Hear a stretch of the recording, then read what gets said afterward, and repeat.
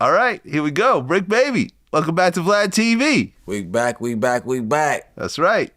Now you're a full-blown regular guest on here. Hey, man. I'm trying to get in where I fit in, man. That's right. Well, lots to talk about, but I think the biggest news in the hip-hop world is A$AP Rocky was acquitted on all gun charges. All gun charges or all charges, period? All charges, period. Oh, yeah. Yeah. My live reaction, you can see it live. We were live when he got his, the verdict was read. I'm happy. Yeah, me too. I'm happy. He's a GOAT of my generation, you know what I mean? And you hate to see him go down to a jealous homeboy just telling on him. Now, I don't know if he got shot or not, you know what I mean? But to see a street dude turn rat plan not go through was awesome. Talk about A$AP Telly. Yeah, A$AP Telly, that's a good one. Yeah. It's like, bro, you went against the code. Nobody in the streets will ever deal with you again. And it didn't work. He went against some billions with a story of you taking some shells to the officer. I did not know that. Like, how did that make it to trial? Yeah, well, basically, the police went to the crime scene, didn't find anything. He allegedly went back the next day and said he found some shells and turned them into the police. But what they say is he went to a firing range like around the same time and shot the same caliber gun. And they're saying that he probably took the shells from the firing range and tried to turn them in as... I mean, that's the only thing that I see happening. I'm like, the police don't miss shells. Yeah. I mean, in a perfect world, for a criminal, you wish police miss shells, but it's like, come on, bro. It don't matter if it's nighttime or not. They're out there. They have metal detectors. They have flashlights. They're doing everything. They said it's a shooting right here. It's a camera showing where a man was standing at. If they would, and I'm not saying that it wasn't shells because A$AP Rocky is saying that he shot a prop gun? Starter pistol, yeah. So that kicks out shells too.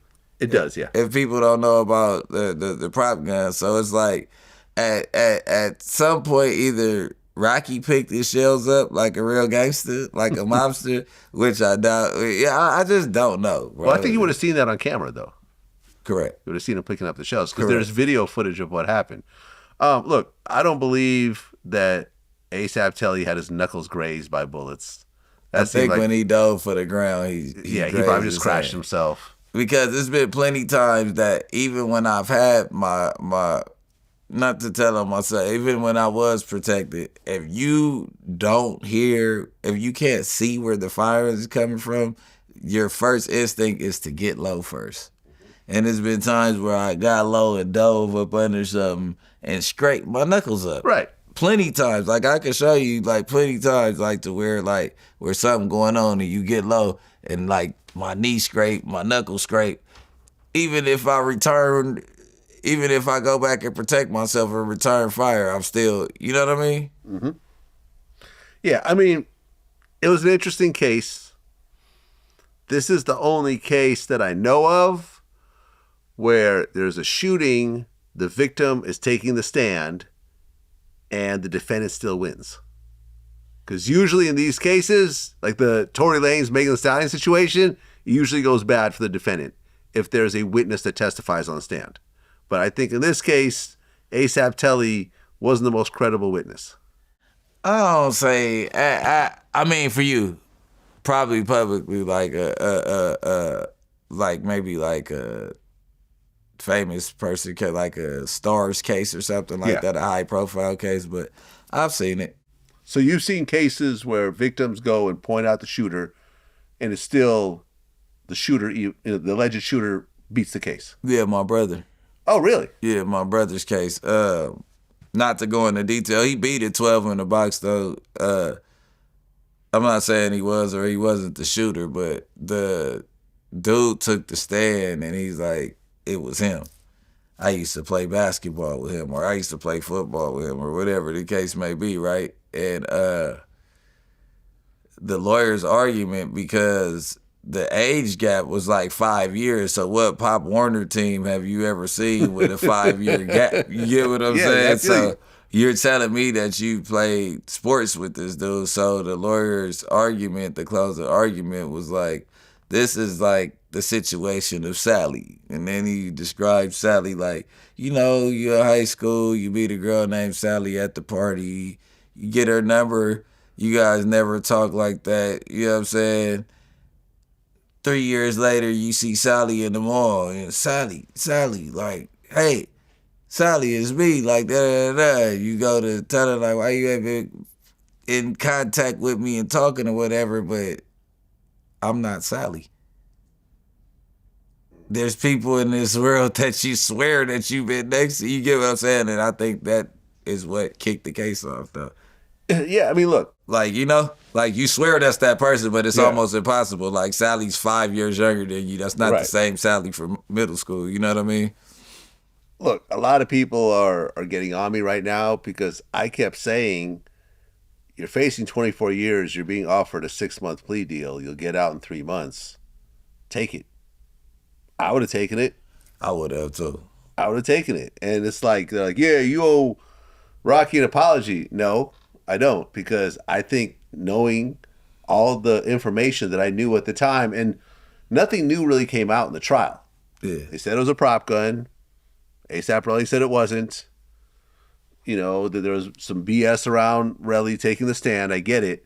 But that jury could have still said guilty. Yeah, for sure. You know, and I think that Rihanna showing up to court probably made a difference. For sure. And that's what I'm like, you got to think who they going against. Like, the judge is in favor. Like, when have you ever seen the judge let somebody jump over and shit and all that shit? Without, They didn't even get mad at him. They just let him celebrate whatever the case was.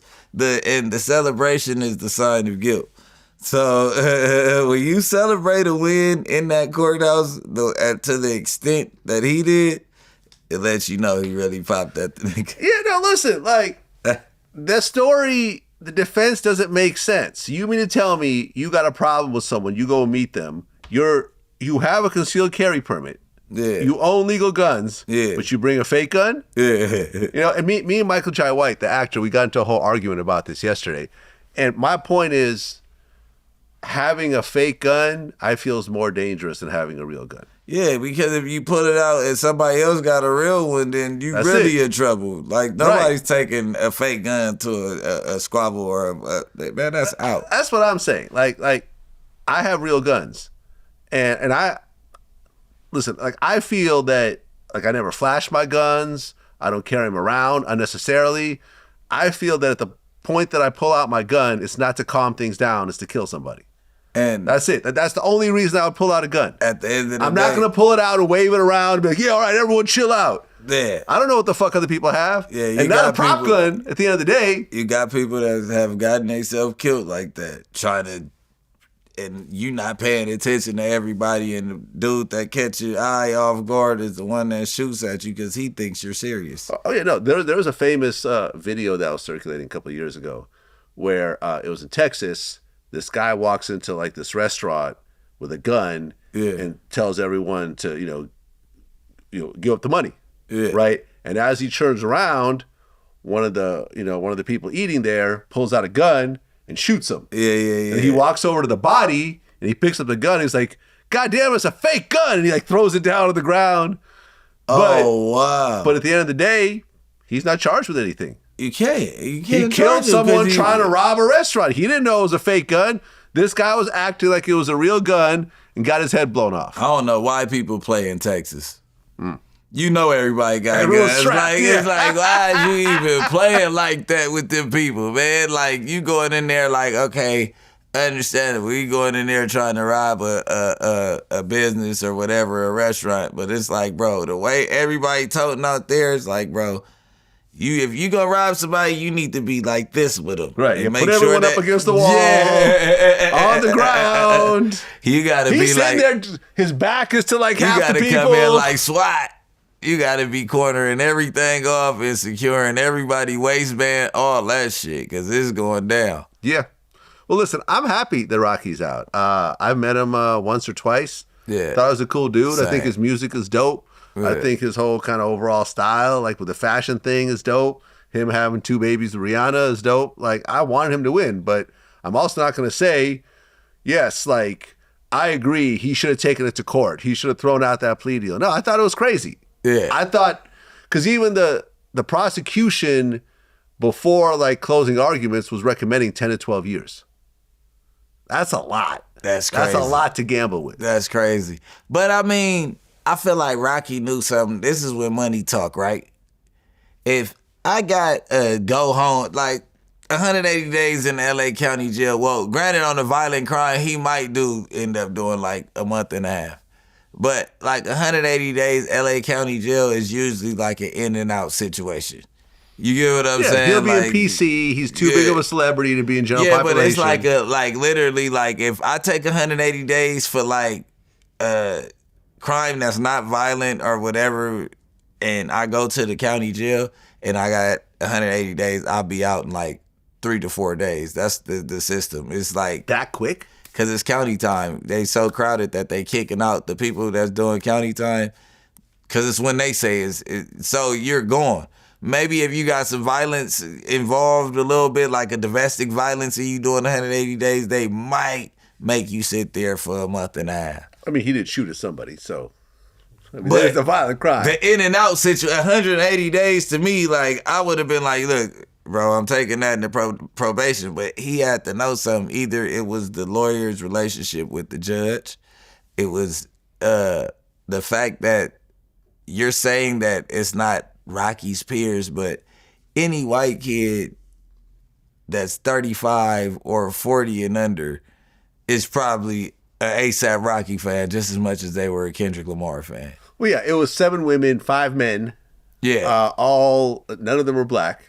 Yeah, but what was the age? And if they not a fan of Rocky, all of them were fans of Rihanna. Well, no, hold on. I think maybe one of the women was black. Yeah, I think one of the females was black. Yeah. Because I remember seeing an interview with her afterwards, I believe. But listen, yeah, everyone's a Rihanna fan. Rihanna showed up front row. Like, that's what I'm trying to tell you. No, listen, man, I'm happy. I'm happy. I'm just saying that's a risk I wouldn't take. I would have just taken my plea deal, kept it moving. To end what I was saying was, they had to know something because it's like, all right, man, maybe we go in here. Look, I'm turning down this. The judge is telling us, or somebody, an insider, maybe even the DA, like, look, in trial, it's going to look ugly. You know what I'm saying? We going to make sure, because who's chancing fucking 12 years when they could take 6 months? I just don't see it not being like an insider thing that is like, you got a 98% chance of winning, so let's just do this if you don't have a record. Because they were blaming it on sponsorships and all that, and he could have presented it to the judge under there and with a little Rolls Royce incentive. Well, but the judge didn't. The judge doesn't vote. It's the jury. I know. So, I mean, the judge could do certain things, but ultimately the jury is the one that decides. Yeah, but they unanimously decided not guilty. The judge is the one that allows certain evidence and makes the defense or the what do you call the other people? The defense and the prosecution.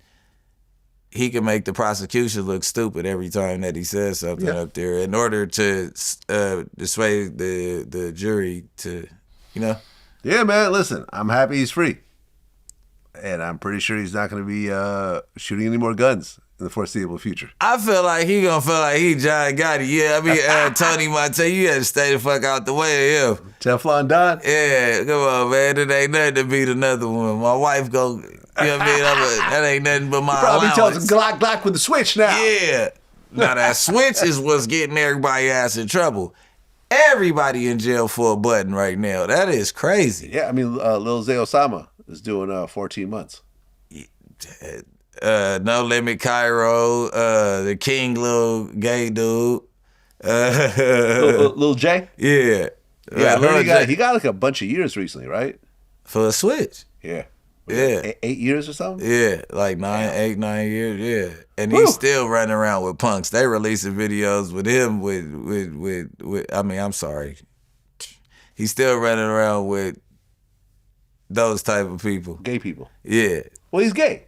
or bisexual, whatever. Did he finally come out openly No, and say it? He's he still didn't. denying that he's a goon.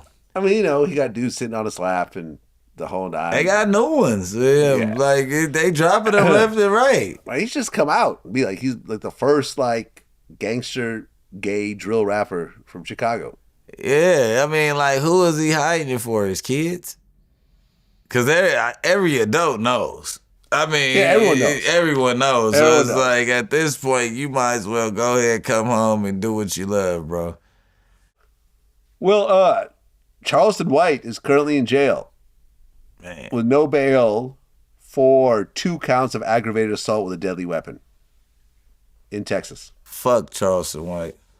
Yeah, I mean, I'm not sad to see him in jail. Yeah. He said all types of real foul shit. He said he thinks, like, he said he hopes my kids die and, like... Yeah, well, I hope just he all don't types of drop real the soap foul with shit. it. I hope they do everything to him. 2-3 fingers in his ass. All type of shit. I 3 hope fingers he in get his ass. violated. Hey, listen, however it go, what he say, yeah, I hope they fuck him. All that shit that he been doing. Because this the thing. This is what happens when you play both sides of the fence. You're playing both sides of the fence. You know what I mean? Don't be late. He playing both sides of the fence, and he's tricking people to make it seem like he's a community activist. Yeah, no, he's not. Yeah, that's my boy Hollywood homeboy. But you're tricking the world to believe that you're for the community, and the stuff that's going on in Chicago is like outright inhumane, and it is. It is, but the wrong voice though. Like, if fuck Chicago, all over the world, he thinks that gangbanging is this, is that, and that. But everything that you do, if you are a law-abiding citizen, you have never been in harm's way enough to shoot your pistol. One time you got hit in your face and the person was still at the barbershop, you could have called the police, like you encourage everybody else to do. Whatever just happened this time, I'm pretty sure that it was a gap in whatever went on. What was the case again? What was the incident? I mean, we don't know. I think I just Like had this, the incident. the fact that he's in jail and there's no bond, but no one's got information around the incident. I think somebody leaked some information about the incident, but that's not here nor there. But every time you're using not force, you're not protecting yourself, you're shooting at these people like a gangster.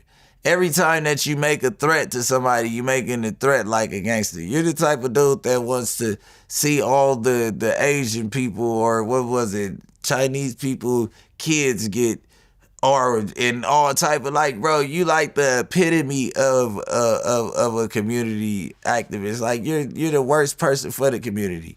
Because you'll tell on the black man and you'll kill a black man. And then you'll clown a black man for not being a gangster and standing on his business and spinning for his dead homeboy. But then you'll go over here to his community and tell him, hey, it's not right to slide. And those people that's over here that's sliding, whatever, we want them exiled, get them the most time. But you participating in street activities. I wish they throw you the book. Yeah, I think that I think that what Charleston probably thought was, hey, I'm gonna sit here and insult all these people in the worst possible way, and if they ever come for me, I'll either call the police or I'll shoot them. You know, I'll use some sort of weapon. And you've seen him pepper spray people. You've seen him stab somebody. Remember, there's a knife that he pulled out and I think cut somebody that tried to run up on him. And I think he was. That was kind of, yeah, but that was Plug guy, the person that posted that got cut. I think that was like a skit, but. Think it was a skit? I don't know. But anyways. Because I interviewed, I mean. Okay, I mean, he pepper sprayed Soulja Boy. He hit him with the back of the knife on top of his head. Okay. He pepper sprayed Soulja Boy. He pepper sprayed this other dude. He pepper sprayed the other dude the same day that he stabbed the dude in the head. Right. That was real. Not Trip right, Star. They're supposed to do like a celebrity boxing match. The dude like shoved him, so. No, he went and told him that shit you saying about Nipsey. We don't fuck with that. Like. Yeah. No. There was a boxing dude. There was like a weigh-in. And then like the dude shoved him. Yeah, that's the same dude that he allegedly stabbed. Oh, okay. Yeah. I didn't realize all of that was in contract, the spray and all that. I think because it was so viral when Soulja Boy did it. I think he got paid to get sprayed. Then they issued out all checks. Charleston White was and DW Flame were the only two people to get paid. They issued out checks that were bounced afterwards. But yeah, they also had what other altercation did he have? So Soulja Boy was Miami. It was. I mean, he got into it with Mob James, but nothing physical happened. But they got in each other's faces. He pulled a pistol out on a podcast on somebody over. Yeah, there was that situation. Yeah, I feel like Charleston thought that I'm going to keep pushing the line and I'm going to use weapons when I feel I want to use them. But in a lot of cases, you're not as justified as you think you are once you start breaking down the situation. Exactly. You start seeing that, well, actually, Charleston may have been the aggressor in certain situations. Exactly. And this may be the case where he may have been the aggressor. Aggravated assault, 2 counts of aggravated assault, that means you shot somebody? Yeah, I don't know at what point do they label him a menace. Like, yeah, that means you can shoot at somebody and it still be aggravated assault, or you could up it on them. Okay, so pulling a gun on someone, that's considered aggravated assault? Okay, with a fire. Whoa, not aggravated assault. That's assault with a deadly weapon. So aggravated assault, Aggie, I think you damn near got to hit somebody for aggravated assault. You have to, right? You have to create, I think, permanent damage or something like that. Yeah. So if you give someone a black eye, that's not aggravated assault. But if you give someone eye damage, permanent eye damage, then that is aggravated assault. Yeah, it's like great bodily injury. So yeah, he probably shot that person. Well, now he's in jail. Yeah, with no bond. No bond. And this is the crazy thing. I got pulled over when I was in Fort Worth one time. I was with 607. He was outside. He pulled off. He thinks that he's a superstar. He is, though. That's my boy. But I was with 607. I don't know if you hip to him yet. Not yet. Yeah, so we did an OG Percy interview. The OG dude from Hoover out there in Texas. Mm-hmm. And it was the first time that I sat down with a Hoover on camera. It was legendary for me. You know what I'm saying? Show growth. Even though it was an out-of-towner, you got to crawl before you walk. So I started there, then I did one with the Hoovers out here. So I get pulled over. I go to the gas station. I'm playing around at the gas station. I'm in good spirits. I see the smokers out there. I see the J-Cats. I'm out there fucking with them like, hey, man, whoa. Like playing like I'm about to serve them. Like, it's shit that I be doing in the hood. But then, like, I don't just make fun of them. I act like I got some dope. Then I give them some money. Like, bro, I'll leave that shit alone. You know what I mean? Like, man, go eat with that. Don't go get high.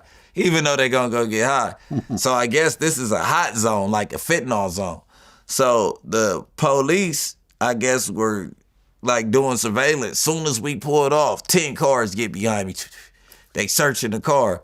So they like, what would you do? I'm like, I did an interview with OG Percy. They like, oh, OG Percy, huh? They like, did you get this weed from OG Percy? I'm like, bro, I'm from California. Weed flies around here. Like, you know what I mean? Like, long story short, I'm like, y'all know Charleston White? I'm like, Charleston White, ain't he a part of the task force? They like, fuck Charleston White. He filed like 70 complaints against me. Like, the police are out to get him in Fort Worth. Like, don't think that the police like him either. The trolling shit that he does and all those false calls and all that shit, that the paperwork that they have to do because this motherfucker wants to just be irate and stand out on the internet, they hate him in Fort Worth. I hate to be long-winded about the situation, but yeah. Well, he said that there's been a dark cloud over L.A. ever since Nipsey's death, and you actually responded. You said, with the lowest murder rate ever, I can't agree. Yeah. So the murder rate's really gone down in L.A.? Yeah. Okay, good. Yeah, the murder rate down a whole lot right now. Why do you think that is? I think that it was like 33 murders last year. Why do you think that is? Free the gang, you know what I mean? Free the scores. Most of the scores in jail, you know, we up the murder rate. Nah, they be not even popping like that because they still fighting their cases and shit. But nah, most of the sliders are in jail.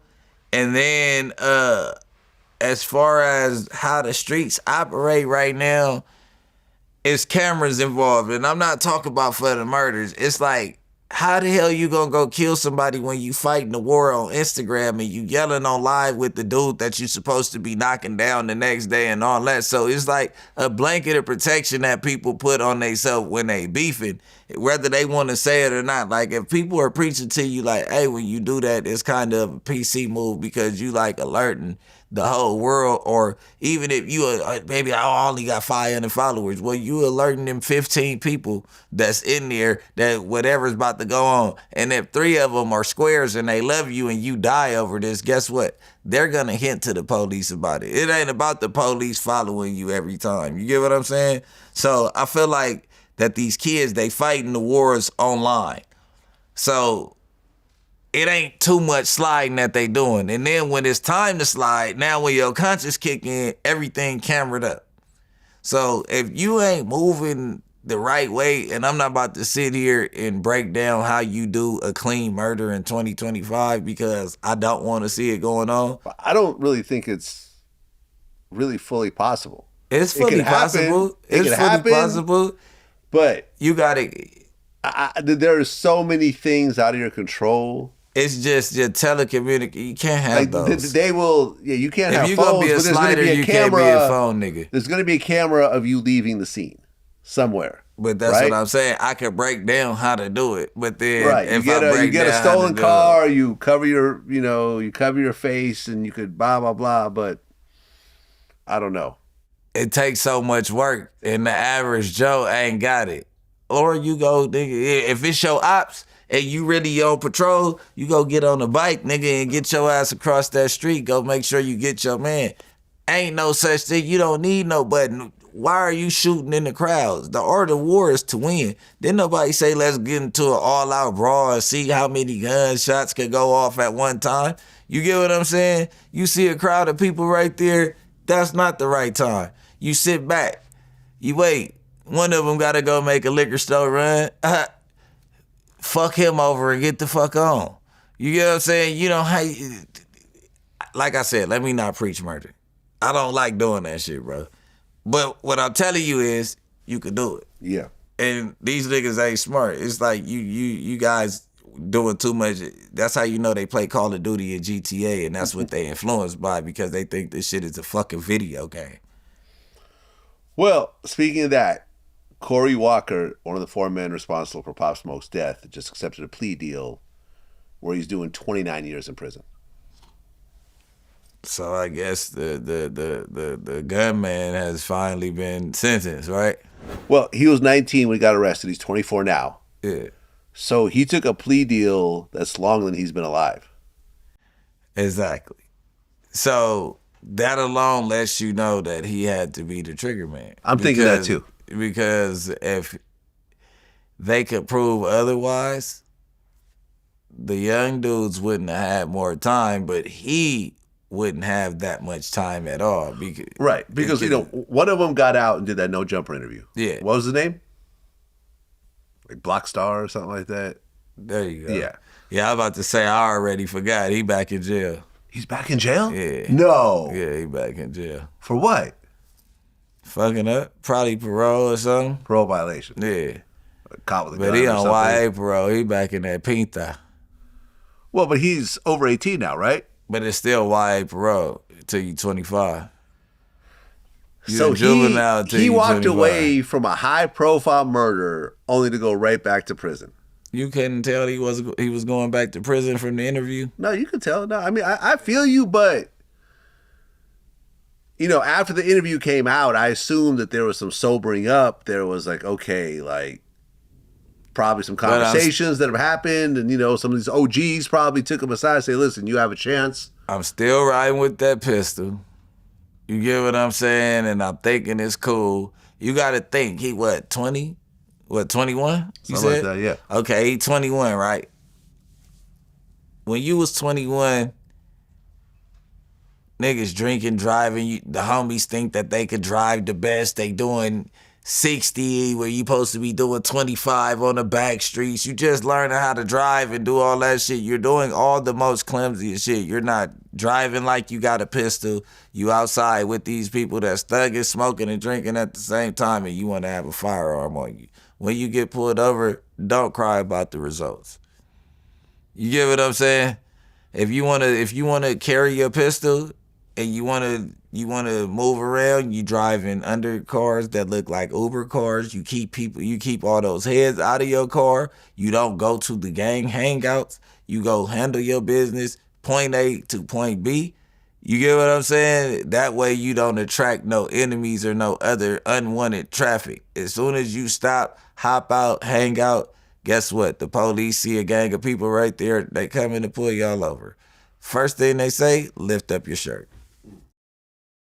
Yeah, I mean, you're right. I did some Google searches, and Blockstar from Hoover is back in jail. Yeah. He's a Hoover, right? Yeah. Yeah, Blockstar from Hoover is back in jail. That was a waste. Like, your co-defendant just got 29 years. You're out. You're out. All you gotta do is not fuck up. Guess what we used to say to them type of niggas in jail, Vlad? What's that? You might as well go ahead and take the homie murder because you out here fucking up. Like, you a fuck up. You can't stay out of jail for 2-3 months. You like it here. There's players in this motherfucker that'll love to get back to their family and back to getting some money, nigga. You might as well come in this motherfucker and take everybody murder. You know what I'm saying? Like a repeat offender and like a petty theft bum. Like, I feel like niggas who steal cell phones, I feel like that they deserve life. Who steal cell phones? Yeah, if you like pull a gun on somebody and steal their phone. That's armed robbery. Yeah, no, but I just feel like that you just deserve life. Like, what the fuck are you doing out here? Yeah. You causing so much trouble to somebody's life for $200-$300. Like, come on, bro. It's a used one. So it's not like now people who go get them brand new and scam and do all that, more power to you. I'm not against that. But if you use a gun to take and it's usually a vulnerable person whose phone you're taking. Yeah. Like, you use a gun to take a phone, I think that you deserve life. No bullshit. Purse snatchers, all that, huh? Yeah, it ain't me. Now, granted, if the purse got 100,000 in it and you know that, then you know what I mean. I still don't agree, but I can see why. Well, speaking of No Jumper, just today a video came out with one of the new hosts, 4 Extra, and Orlando Brown almost getting into a fight. Now, Adam, you know I'll fuck with you, but I have no idea why you're bringing Orlando Brown back to your show. I did the last interview I did with Orlando. I said this will be my last interview with Orlando. Orlando is really crazy off camera. Like, it's not an act. It's something wrong with him. It's not an act. He's mentally disabled. Yeah. You're bringing a crippled person, essentially, a handicapped person onto your show, and then you're surprised when bad things happen during the course of the interview. I'm pretty sure that Adam is aware of that, and he's had his run with the mentally challenged individuals amongst the platform, and he got one that's ain't mentally challenged, but he a couple sandwiches away from, you know what I mean, short of a picnic. You get what I'm saying? You talking about Crip back? No, I'm talking about X4. I mean, 4 Extras. 4 Extra? 4 Extras, he's on the, you know. On the spectrum? Boy, because by the way, I don't know anything. I was introduced to the name 4 Extra today. So 4 Extra, when you watch this, I'm just getting to know who you are. About my homie. Everybody know he crazy. What I'm saying is he's short-tempered and crazy. So what I'm saying is he ain't too far from a mental health patient himself the way he go retarded on people, right? So you got somebody like him with Orlando Brown that for sure has a mental disability, that's for sure finna say some bullshit to him, and for sure be in the middle of some bullshit. You get what I'm saying? I don't know. You kind of had like crazy on crazy in the building, but I think he likes that because he has Crip Mac. He got, you know, he'd come with a couple retarded people. He got loose cannon. You know what I mean? There's a couple motherfuckers over there that ain't got it all. Well, I mean, this whole altercation happened because what Orlando was calling 4Extra like zesty, basically, or was it something kind of like that? He called him Kiki Palmer. Kiki Palmer, right? He's calling him a girl, basically. Yeah, he like some Kiki Palmer. And I mean, it wasn't a skit, but it's like he don't mind getting his ass whooped either, I guess. Orlando? He's like, oh, don't grab me. He's grabbing me. I'm like, bro, you better guard your face or something because you about to let him get a free one. Nigga, you don't want no free ones. Yeah, no, look, the last interview I did, you know, when he showed up with this weird-ass crew, and I was talking to him before the interview, and I'm like, okay, this guy's actually crazy in real life. You know, because some people just turn up for the camera, right? Some people come in and act crazy for the camera, and when the camera's off, they go back to being completely normal. That was not Orlando. Yeah. That's more of that's what I was like. That's more of most of the people that play that role on the gram, like even Crip Mac, he'd go back into character. You get what I'm saying? Like he gets a character, then he'd go back to a regular person. You ask Orlando Brown off camera about P. Diddy or whatever, he's gonna continue with the lie. He's gonna continue to insult and assault people with his words. For sure, 100%. I don't think that he can. He's not really that disrespectful though. It's just that the nonchalantness in the way that he does troll and joke is very easy to get up under a gangster's skin. And you know, you can't really like. I keep telling people, gangsters are the most emotional people. Well, you said that Adam 22 made things weird at No Jumper when he hired 4Extra. Yeah. Why is that? Because 4Extras, before we had got cool, it's underlying condition. First and foremost, like for the record, my hood and 4Extra hood haven't always been on the best of terms. We all represent the same thing, but we had a couple hiccups to where, you know what I mean, things really didn't work out for a couple years. Granted, we are back smooth, but when the DW Flame thing happened, DW Flame had dissed my hood on camera on accident and had to apologize to me or whatever. And it was a big thing because I was just getting on and they like, oh, I let a nigga diss my hood without knowing something to him. But he apologized in like 0.2 seconds, like, bro, oh, my bad. He said nap. And for the people that don't understand what's going on, I passed DW Flame. Well, DW Flame wanted a cigarette. The ops call cigarette naps because we call them snoochies. Like, we call them our ops names like we smoking on the ops. So he was like, hey, let me get a nap. He kind of like whispered it. But when I caught on to what he said, I'm looking at him and he like, my bad, bro. You know I never disrespect you. Whoa, whoa, whoa. So I end up giving him the cigarette. That ended up being a big thing. A lot of the neighborhoods had a whole lot to say about it, meaning the neighborhood Crips and 4Extras is from Rolling 40s. He had something to say. Him and his cousin had something to say. And basically my response to that shit was like, man, I don't give a fuck. I've been from the hood for this amount of years, bro. I don't really care about nobody else's opinion on what happened because DW my boy and he apologized. He didn't mean no harm. He pops up at No Jumper. I guess they post that we going live at a certain time. Uninvitedly, he pulls up to the building. He's talking about he want to talk to DW Flame. The whole world flips it and said that he came up here to see Bricc, baby. Adam said, well, let me see if Bricc is cool with you doing this podcast with, if Bricc is cool with y'all sitting in on the podcast with him and DW, because they haven't even got a chance to talk about it. Why he outside? So he come get me. I'm in the middle of an interview. I got 11 bloods in there. I go to the phone, I'm talking, I'm like, what up, bro? I'm like, first and foremost, I don't need no nigga to talk for me.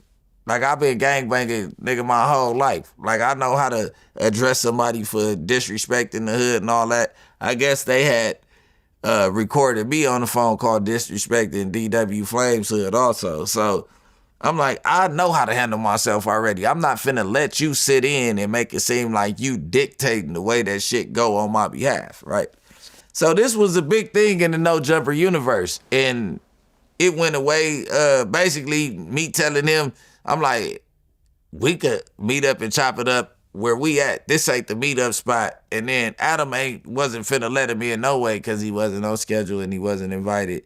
Plus DW Flame, he got to protect his, you know what I mean, the people inside. They wanted to talk to DW Flame knowing that they enemies. That situation was over with. Me and I leave, I call 4 extras, we talk, we supposed to meet up. It's a gang of homies on the shit. Whatever happened, we don't end up meeting up that day. We end up resolving a whole lot of issues that day over the phone, right? So your main viral event outside of certain shit beforehand was you came up there and pulled a stunt like you was ready to fight Bricc Baby. You was gonna fight Bricc Baby. Then the crash out happened. I know you are familiar with the crash out. Yeah. The people I was talking about during the crash out, that was 4 extras in there. Wait, you talking about the No Jumper brawl?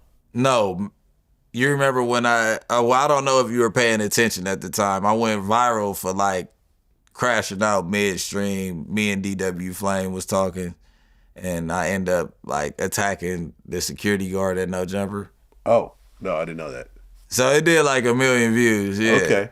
All right. So yeah. Okay. So you are all the way out the loop, Vlad. I'm out the loop. I don't follow. You don't like No the drama. Jumper. Yeah, you don't like the drama. Well, no, it's not that I don't like the drama, but I just don't catch all the drama. Yeah. It's keep in mind, in No Jumper, there's a lot of drama. So look, Adam, I love you, but you have a lot of drama on your platform. Yeah. So all right. So all these series of events. So that happened, right? And then I dissed DW Flame Hood by the slightest on the phone. Now, mind you, you really dissed my hood. I was like, oh, the Long Beach Insane, they off-brand gangsters, when I could have said they're a branch off of the gangsters, and it would have sounded better. But I'm like, off-brand, like... Sounds like an insult. It sounds like an insult, but the way that I was saying it, it wasn't no insult, because it's like, look, they bang gangsters, well, they bang trays, but they not gangsters. You know what I'm saying? It's just insane Crip gang, trays moving. The gangsters in LA is gangster Crip moving. Trays, gangsters moving, right? So you guys are trays, you got the moving, but y'all from Long Beach, and y'all trade don't come from 83rd Street, all that. It come from 2-1, 2 plus 1 = 3. You get what I'm saying? It's like a whole different. But the fact that they bang the same thing when they on the streets, they are allies, right? Like, you know what I'm saying? But they don't have the same enemies. When they in the pen, Long Beach trays run with Long Beach Rollins up under the Long Beach cars. So what I'm saying is they don't program under the same politics as the LA Gangster Crips, which makes them an off-brand version of them, but not disrespecting their hood, because they are the biggest thing in Long Beach and they pressure.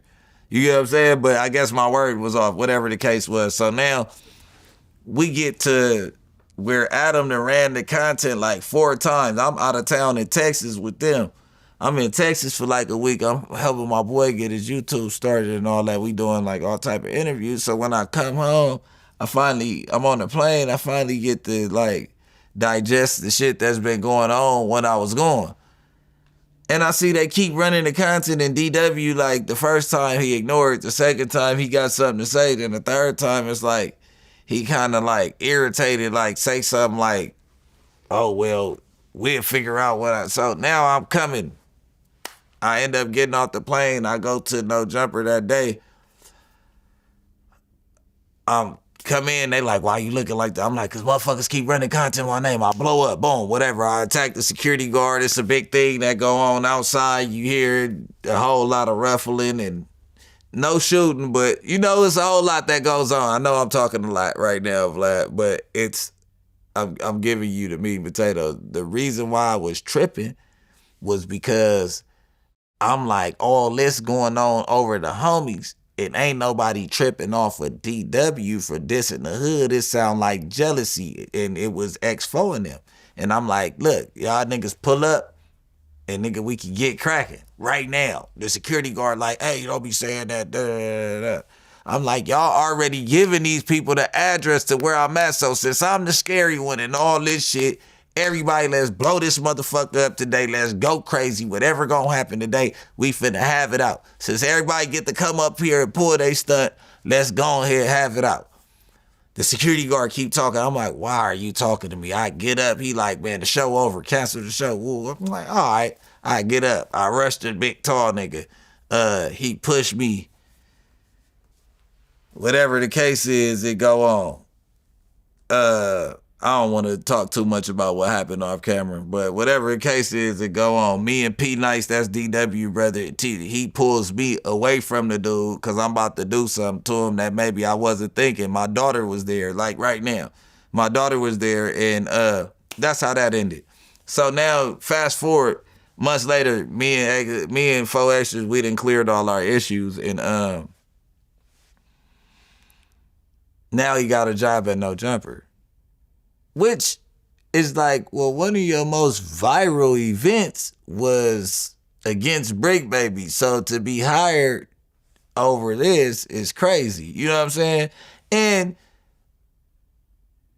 it's not that crazy because he worked hard on me and him getting along before he went on ahead and hired him. But it was uncomfortable because now you got the people in my hood. Like, I wish I could tell you more, and I'll tell you off camera while I'm talking in circles. Mm-hmm. But like now you got the people in the area like, damn, oh, the same dude that came up there to fight you, now he worked there, and now he done bullied his way in. Like, you know what I'm saying? Like the response that I got from him getting hired was kind of like weird. You did make shit weird because I can't explain to the fans, and I'm not gonna explain to the fans why I'm cool with you hiring them.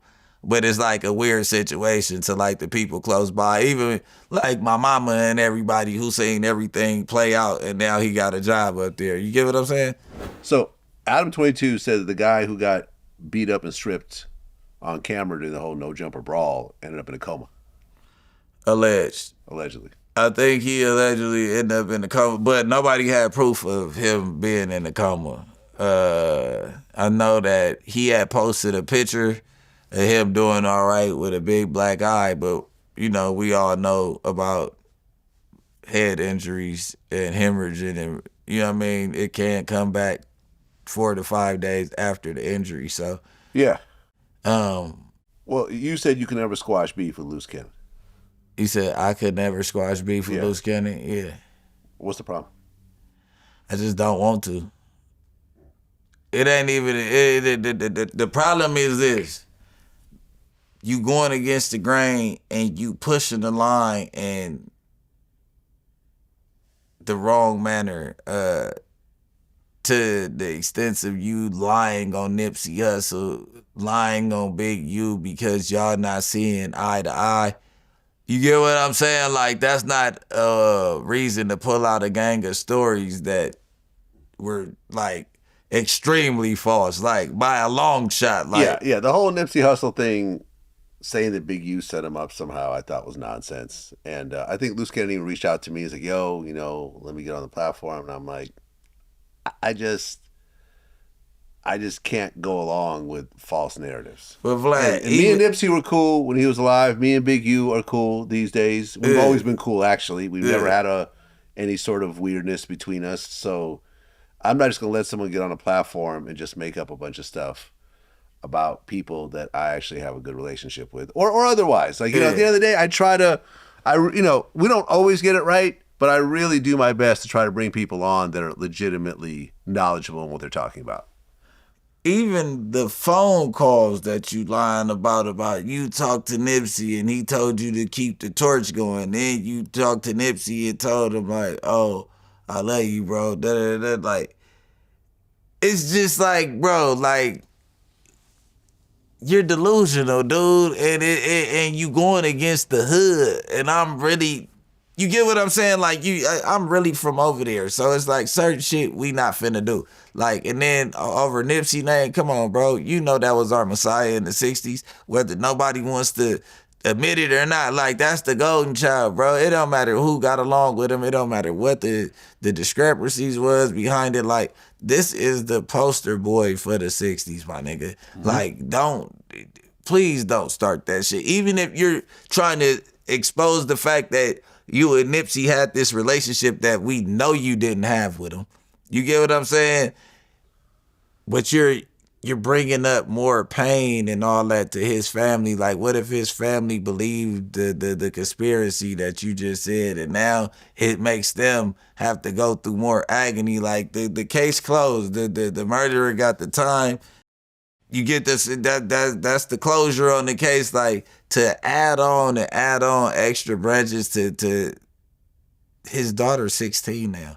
She got YouTube. You know what I mean? Like, this supposed to be like your little cousin. Cause you know him and Nipsey's baby mama are real cousins. Oh, okay. It's just like you're not even mindful of the shit that you're doing because you're butthurt that a motherfucker don't want to fuck with you no more. People part ways when they don't agree. You and Wack100. Yes, sir. There was some back and forth. There were some rumors of a restraining order or something like that. You know what I'm talking about, right? Yeah. Did you file a restraining order against Wack100? Hell no. Wack filed one against me. He filed one against you. Nah. But that was the rumor that was going on. The dude that started the rumor, that's what I was trying to get into. Yeah. He got himself trolled, bro. Like, I said on 607 Unc's platform, that's the dude that I was just talking about. I said on 607 Unc's platform, I said, Wack got a restraining order on me up there, no jumper. But in a sense, you do got a restraining order on me up there. I can't be nowhere around the building at certain times. Now that I be calling you out on it, you be like, oh yeah, pull up, we can catch a fade. But anytime Wack at the building, I can't be there. Even when me and Wack was at odds before we got to middle ground, I couldn't even come on that day.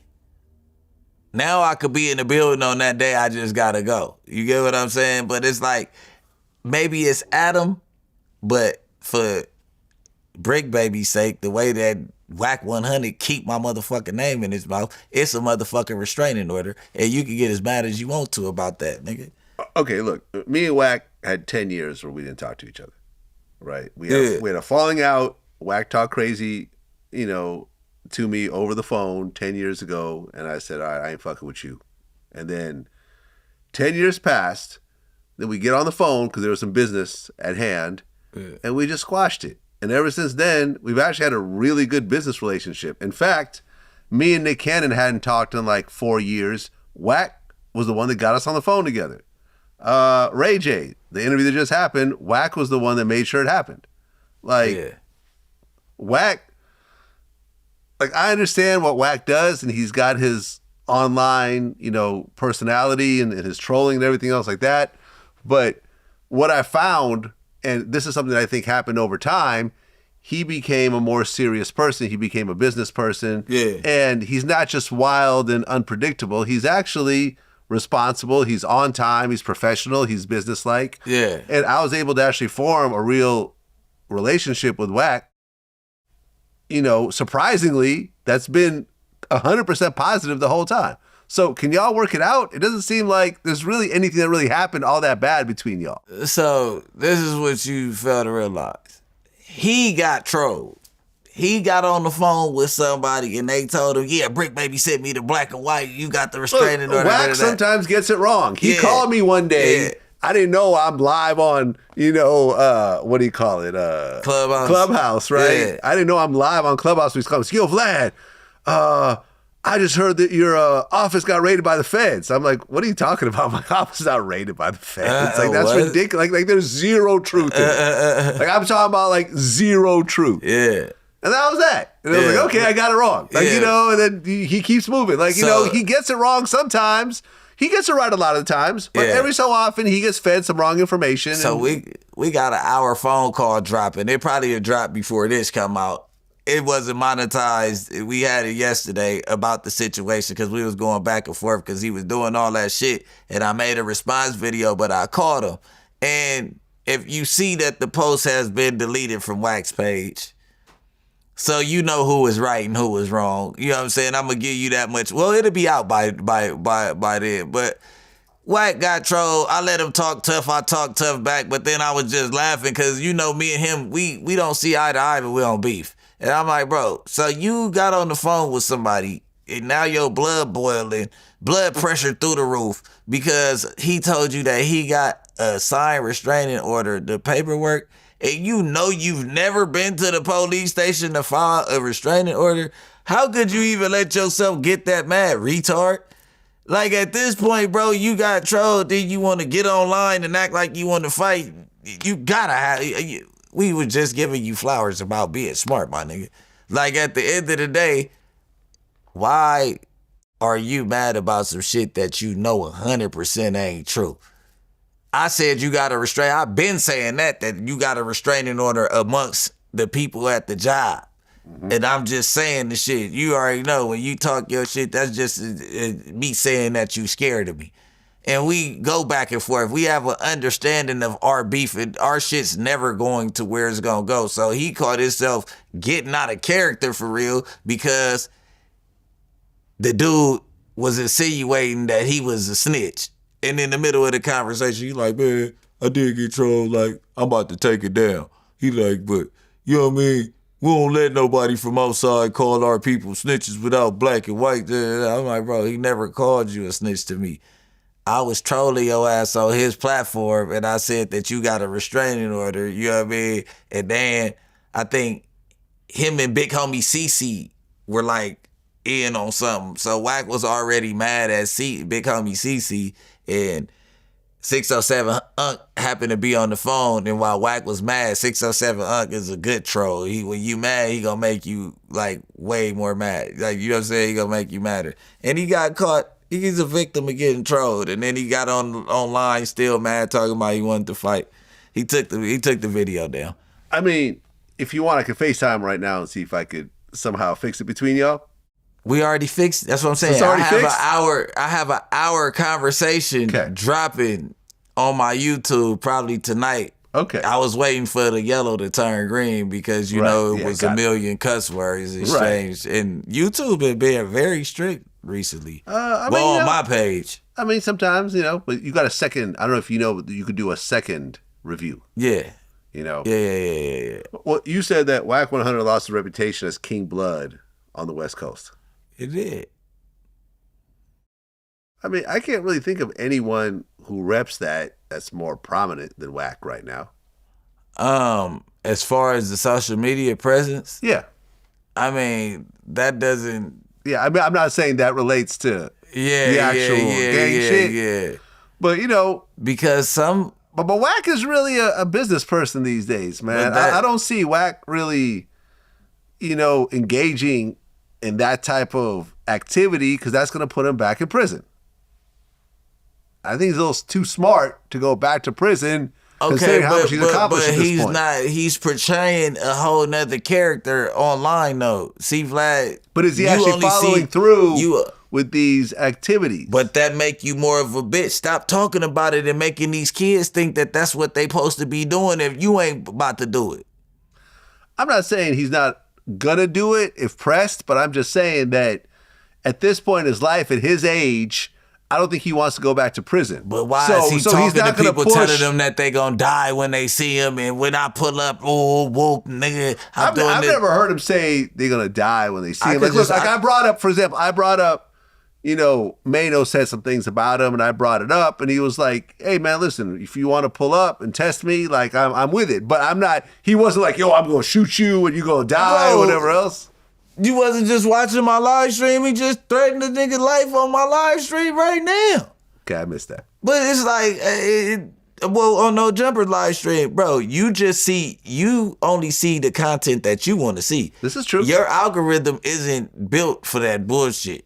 So I could tell because the way that you talking, the shit that you search up, maybe the Wack clips that you get are like in the realm of that type of shit. Well, no, I mean, and like the major. That's not what I'm saying though. Like, but I actually deal with him on a personal level, right? Yeah, We're at the point now that not only do we do interviews, but we have conversations, and you know, me and him were talking about a mutual friend that's going through it right now, and he put me on the phone with this other guy that sort of gave perspective and so forth, and like, shit, I'm your mutual friend that's going through it. Go ahead. I've been going through some shit. Go ahead, though. I don't mean to cut you off. Me too. Yeah, So we're all going through it right now. But I'm just saying, like, you could reason with Wack.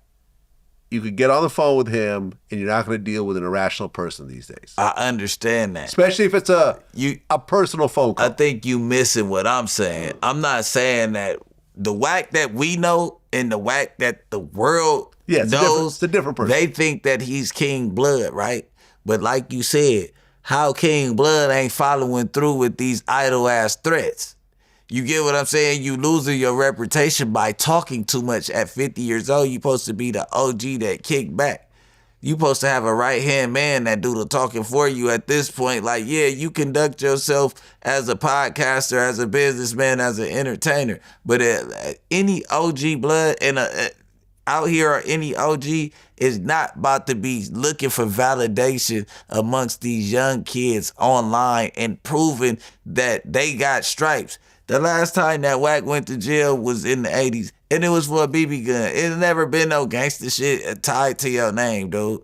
But the world had that perspective that had their own perception of Wack when he was kicking it with Big U, that since Big U was this power figure over here, Wack is this power figure over here, right?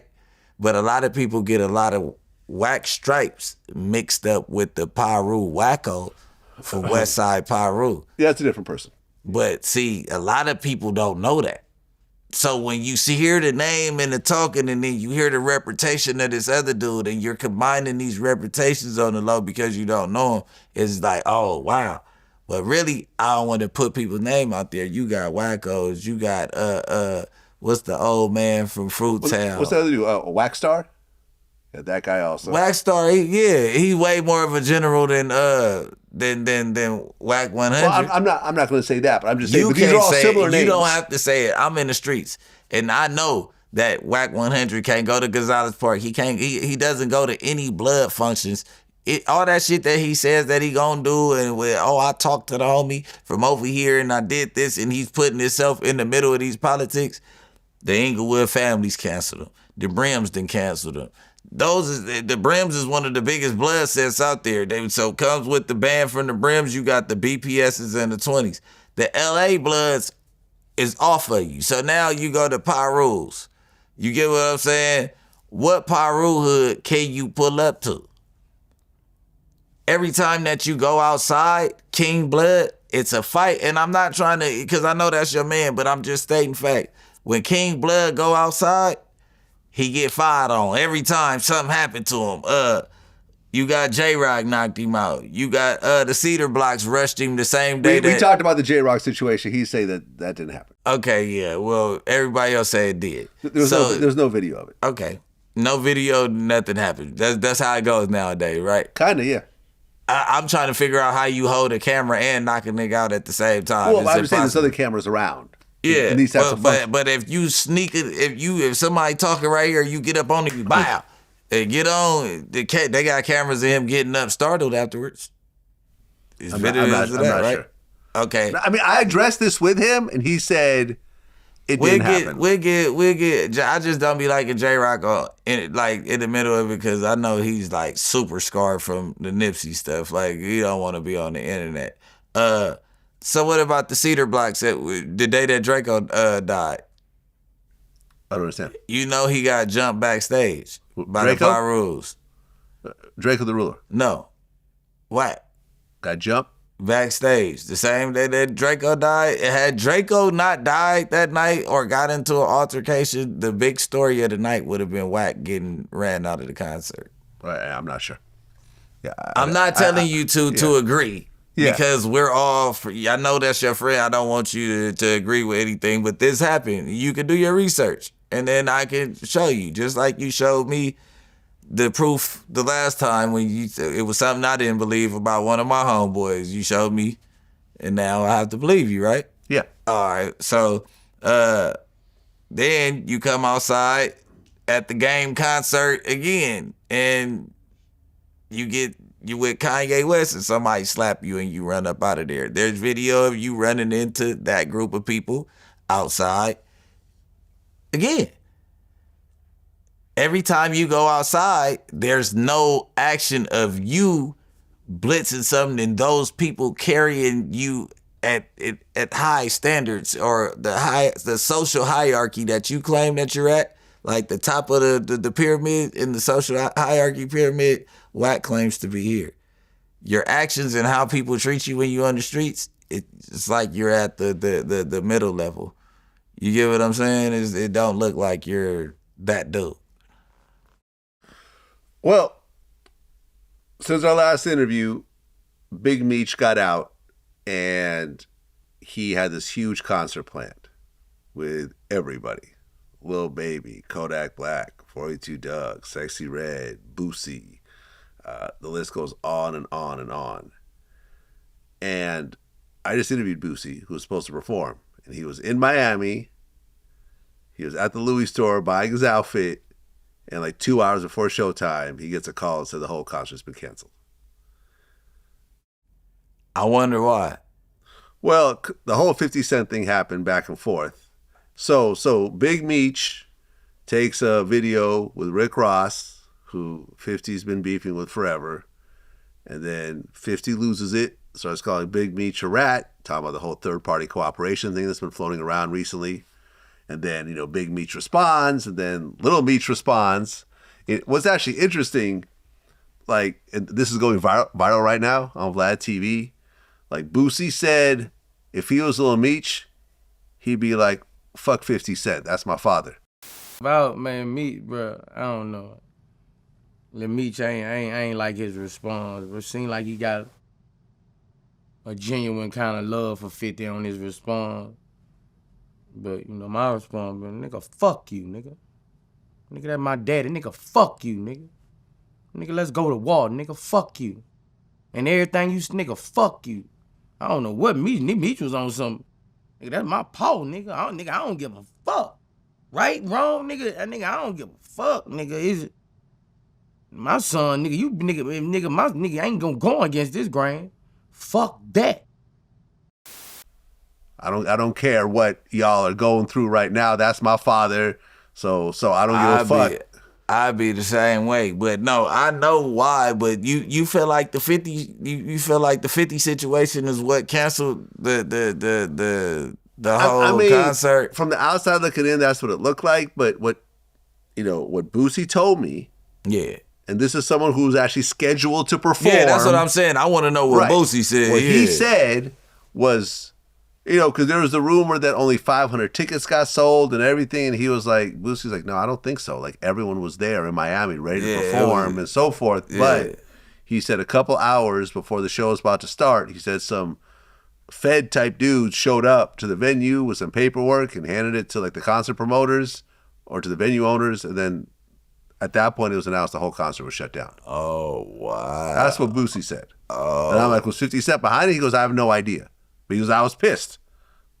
He came out there 10 deep, and he said he saw a lot of the other artists that were supposed to perform in Miami, ready to perform. That's crazy. I wonder if it had something to do with Big Meech having felons and people that might have been still on probation coming to perform at his coming out. You know, you can't be around those type of people. Yeah, but according to 50 Cent, when they were going through their back and forth, he was saying that Big Meech has a curfew and can't go out after 6 p.m. So he was like, Big Meech isn't even going to be at this concert.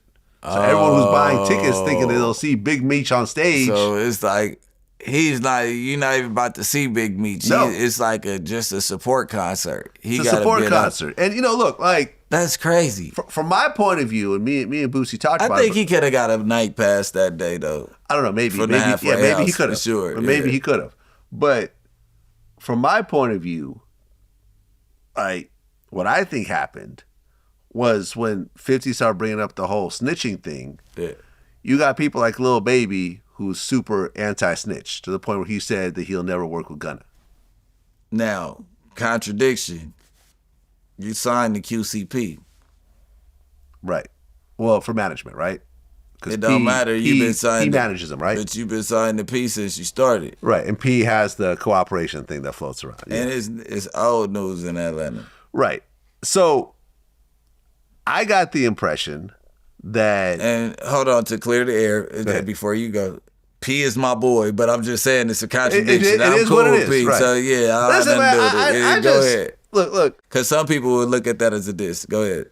Listen, like, as long as I've been in this, everybody who tries to set these rules of, you know, I have this code I live by and I will never associate with anyone who has cooperated on any level, everyone sort of makes their little exceptions when it benefits them. You see what I'm saying? Like, yeah, like everybody, yeah, he co-op, but that was a little different. Oh no, the dude was dead. And you know, I just feel like damn near everyone who lives this life for extended periods of time, multiple decades, they're going to come across a rat. There's going to be something somewhere. If you're really active and you're constantly getting arrested and you're constantly doing crimes, there's probably going to be a few sideways things that if you dig deep enough that you'll find with just about anybody. Nah. You don't think so? 90% of the people? I'm not saying 100% because there's some people that are willing to do life. I get it. Yeah, I say 90%. I say like maybe 60. I'd say like 60% of the people. It's bigger than that. Because it's like you can't tell it, hide it. So it'd be on paperwork. When you hit these yards, they check all of that. Now look at Big Meech. Big Meech was considered the poster child of gangsters, but Big Meech didn't rat. You still have not proved that Big Meech ratted. You have not proved They're that saying Big it's third party cooperation. You still haven't proved that. Because there was no time cut. You said it was a downwards, all that stuff, whatever.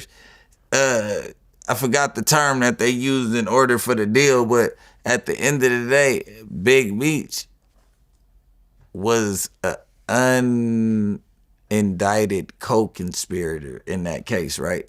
That means because Cuffy didn't buy those bricks, and he did not ever make the play that Big Meech had put together, allegedly as a snitch, but he was a co-conspirator on the case, meaning that he was about to catch another case too over this motherfucker. Who, Meech? Yeah, the play never happened. You get on the phone and say, hey man, there's something funny about the shit, I just ain't gonna go through with it. All right, bet. He didn't go to jail for that. Cuffy never went to jail for that. He goes to jail because his phone's tapping, they follow him around doing whatever he doing. They saying that the heat come from because Big Meech tried to put him, they started tapping everything and following him around full time after Big Meech and Tammy allegedly set him up, right? Yeah. So you already was on the phone with Big Meech while he's fighting his case or while he's in the penitentiary for this kingpin ass shit. Whatever y'all talk about, if it ever got beyond the guidelines of I love you, bro, I'm coming to see you, I need to cover you, I'll put a couple dollars on your book, the police got your shit tapped. Just because you get caught doing a play way here on the other side of the town, that don't mean that a motherfucker told on you because the case that where you didn't buy the bricks. Like, what sense do that make? Are you listening? Like, are you catching what I'm saying? Yeah. Like, I know I'm not explaining it like kind of the right way, but like, you get caught up on a whole nother jug, bro, and they've been on your phone following you, bro. What the fuck do it got to do with the jug that never happened? I see what you're saying. And then you saying that she was fucking she was fucking the DA? Who, Tammy Cone? Yeah, or one of the agents. I'm not sure. I think she was fucking one of the agents, and they said that it was a conflict of interest, and that's why they never filed the case. Yeah, look, it's a messy situation, and it was interesting because I had Tony Yayo on my show, and he talked about this. Yeah. And him 50 and Uncle Murder were hanging out with Big Meech, at his home along with Lil Meech. And he said something interesting because I guess like Lil Baby had just stopped by there before they showed up. Yeah. And I guess Lil Meech was talking to Tony after. He goes, yeah, Lil Baby pulled up here in the Lambo truck and he didn't give my dad no money. Yeah. And Tony was like thinking like, why the fuck would he give your dad some money? He's already doing a free show. Oh, the show was free? I mean, Boosie was doing a free show.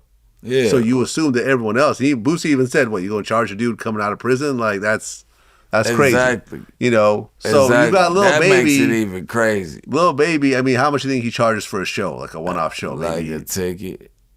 And, $1 million? Yeah, inside of an arena. You gotta get at least a ticket or better when you sell it when you perform in them arenas. So, he might be getting 1.5, 2 sometimes. So he's basically giving Meech $1 million gift. Yeah, right? For By sure. doing a free show. 100%. Probably, and like Boosie, Not a dollar. Boosie didn't even ask for $7.50. travel. So Boosie and all his people came out. They flew out on Boosie's dime. Wow. So I'm assuming everyone did the same thing. Yeah. Right. That's so the fact that that you're giving, and look, it's not like Lil Baby and Meech had this long relationship, and Baby used to cop from Meech, and Meech never mentioned his name, so he Baby was a fucking baby. Yeah, exactly. Baby was a baby. Yeah. Like those two do not have a real connection, from what I understand. 100%. So the fact that he did that, and Lil Meech talking about, yeah, he should have given him some money, and then you find out after the text messages that Lil Meech is broke. That he basically burned through $4 or $5 million buying $10,000 chrome heart jeans. Yeah, you didn't know. Yeah. So this is my whole thing. Lil Baby pulls up in the Lamb. Don't owe a motherfucker nothing if he doing the show for free. Now, if I pulled up to see Don't owe Big him Meech, nothing even if he's not doing the show for free. But listen, now if I pulled up to see Big Meech when he first came home, and this had nothing to do with the show or nothing, and I came from Atlanta all the way to Miami just to meet Big Meech, and I'm a millionaire or whatever, and I know he just came home. Now, I could see a motherfucker pulling up with a gift in. Like, welcome home, bro. You know what I'm saying? Not saying that it had to be a price on it or nothing, but if you pulling up to see a man that you performing for free for tomorrow, I feel like your deed is done already.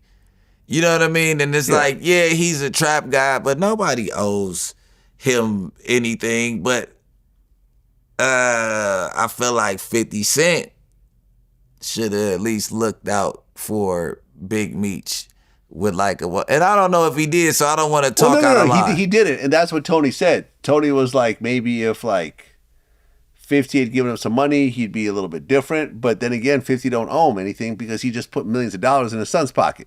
Yeah, and his son is a drug addict. Right. Yeah, 50 said he put him in rehab. Yeah, his son's a drug addict. Look, man, I kicked it with Lil Meech, and he getting money and all that now, but this is like my unc's son. Like this is Big Meech, a dude that I was up under when I was 17, and I seen him, and his dad hates drugs and all that, but I didn't know him. Wait. His dad hates drug users. Big Meech was taking drugs before he went to prison. He was pop. Like I know people around him. Pills. He was popping pills. Yeah. Okay, why are you putting this business out there? Well, it's just true. I mean, did the world know that? Yeah, the world knows that. But he frowns down. This is from what, 20 years ago? Who cares? All right. Well, am I right though? Am I right? Yes. Okay, thank you. So all right. I'm not letting you push a false narrative. He's anti-drug. He's never even smoked a cigarette.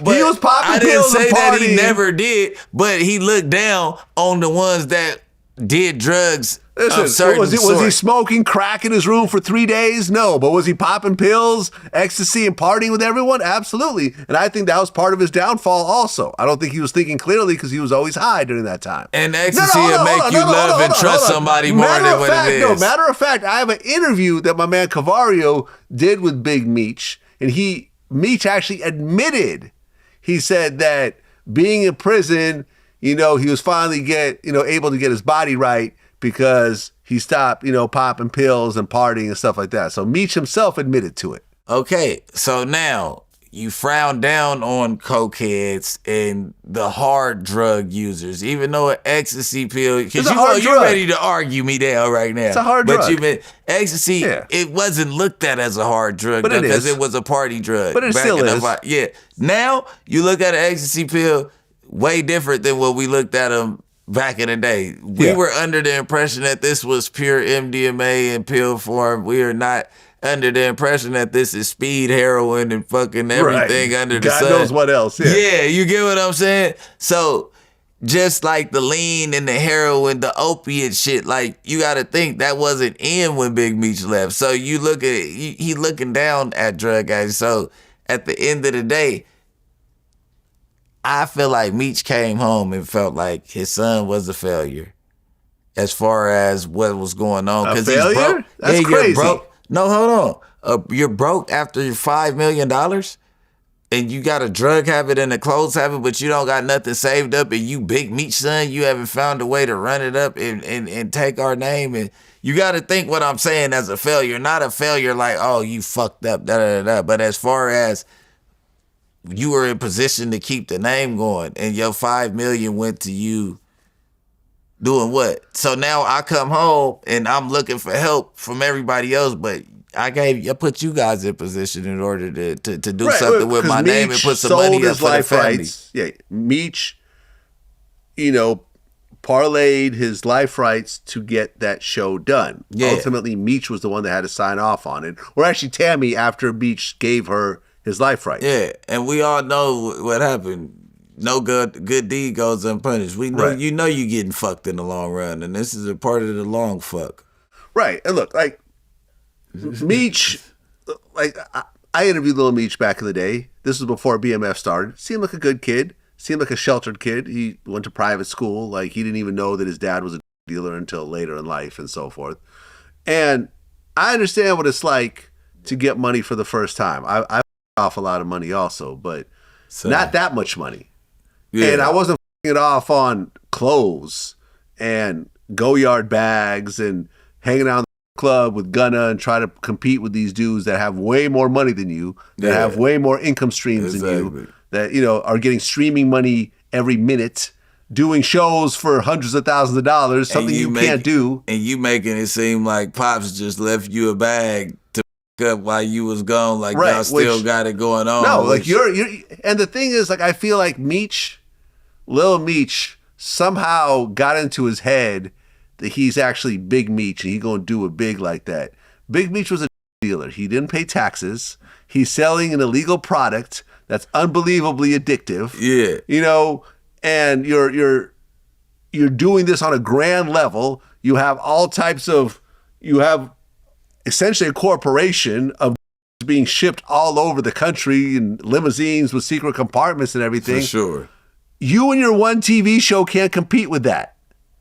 You can't do it. In fact, I had heard that Lil Meech would get club walkthroughs and he wouldn't show up. And, he basically was just like taking the remember there was a whole thing where he stole the Richard Mille watch? Yeah. And there was like, worn out for best. And I'm watching Lil Meech and I'm looking at the way he dresses and the chains and the bags. And I'm like, this is something that I could afford, but I wouldn't do it because this is an unbelievable waste of money. And then it's like the Richard Mille getting repo, but you got a $300,000 chain. Is that real? Like, at that point, you get to like, man, yeah.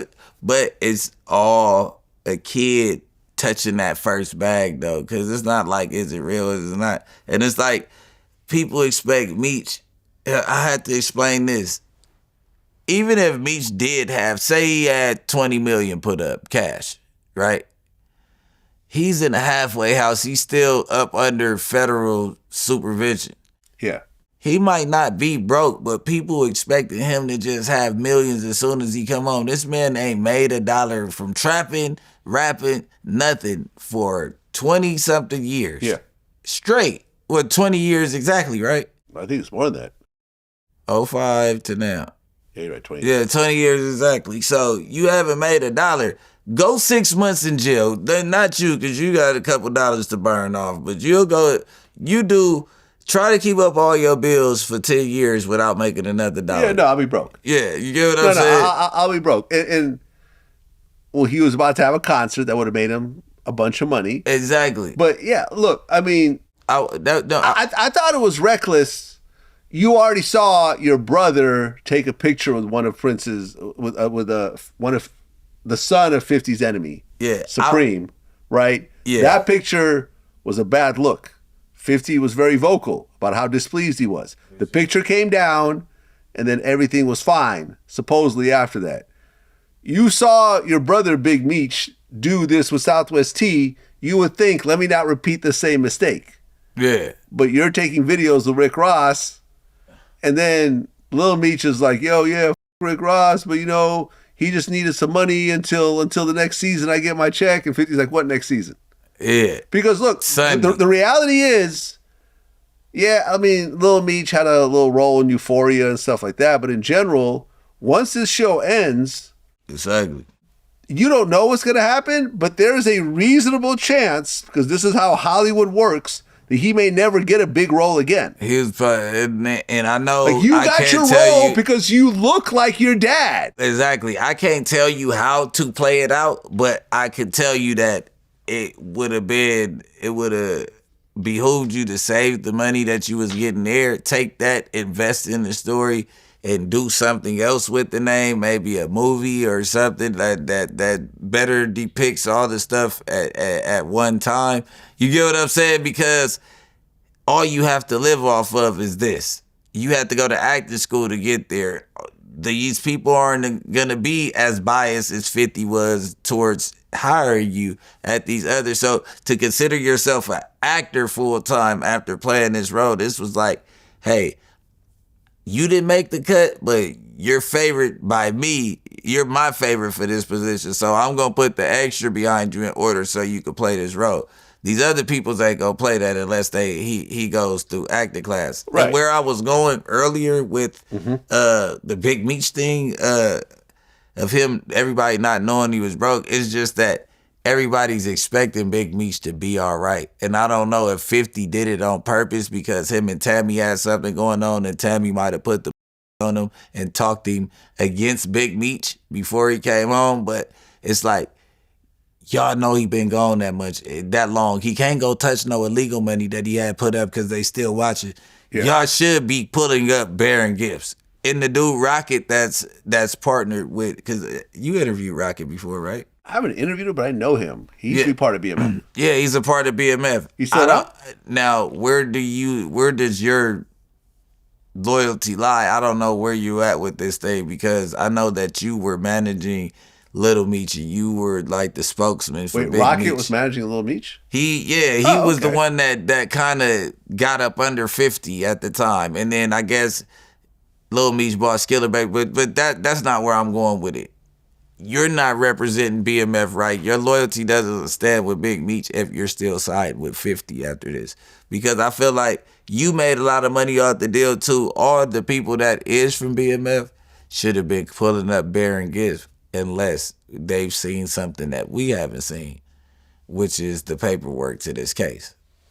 And that's where I was going with that. My bad to backtrack. People have to understand, like, I understand what it's like to get money for the first time. I blew a bag my first time. I ended up homeless afterwards. I get it.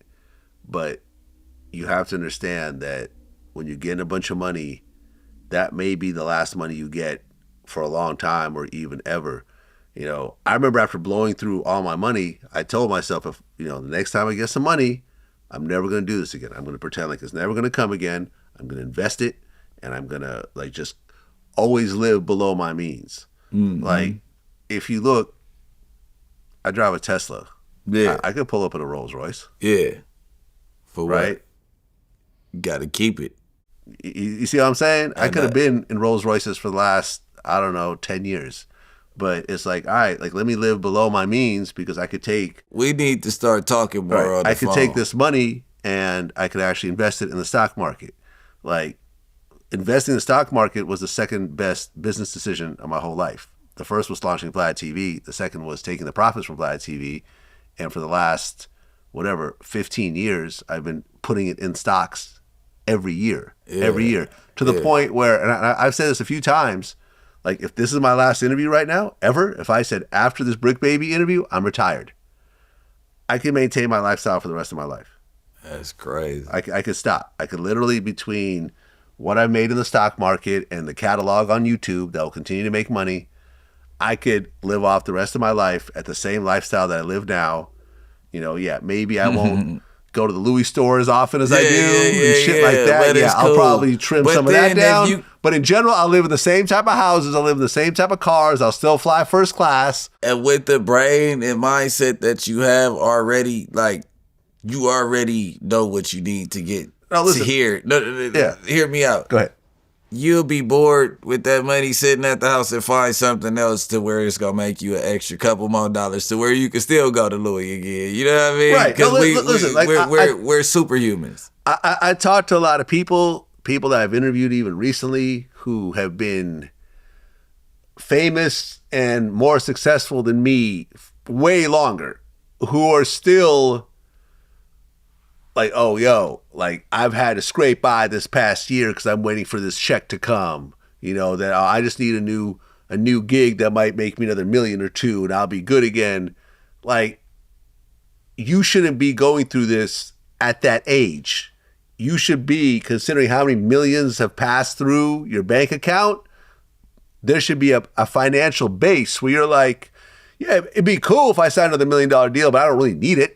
Yeah. You know what I'm saying? Like, I'm at the point right now where an extra $1 million wouldn't really make a difference in my lifestyle.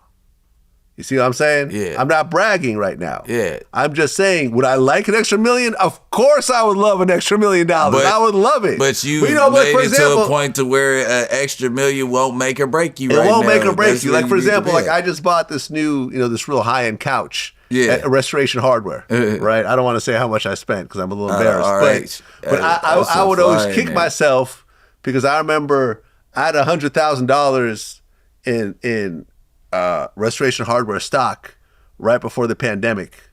The pandemic happened, everything started to drop. I sold it all at a little bit of a loss, only to suddenly have that fucking stock skyrocket afterwards. Because everyone was buying furniture, moving into houses, moving away from apartments. This stock became a red hot stock.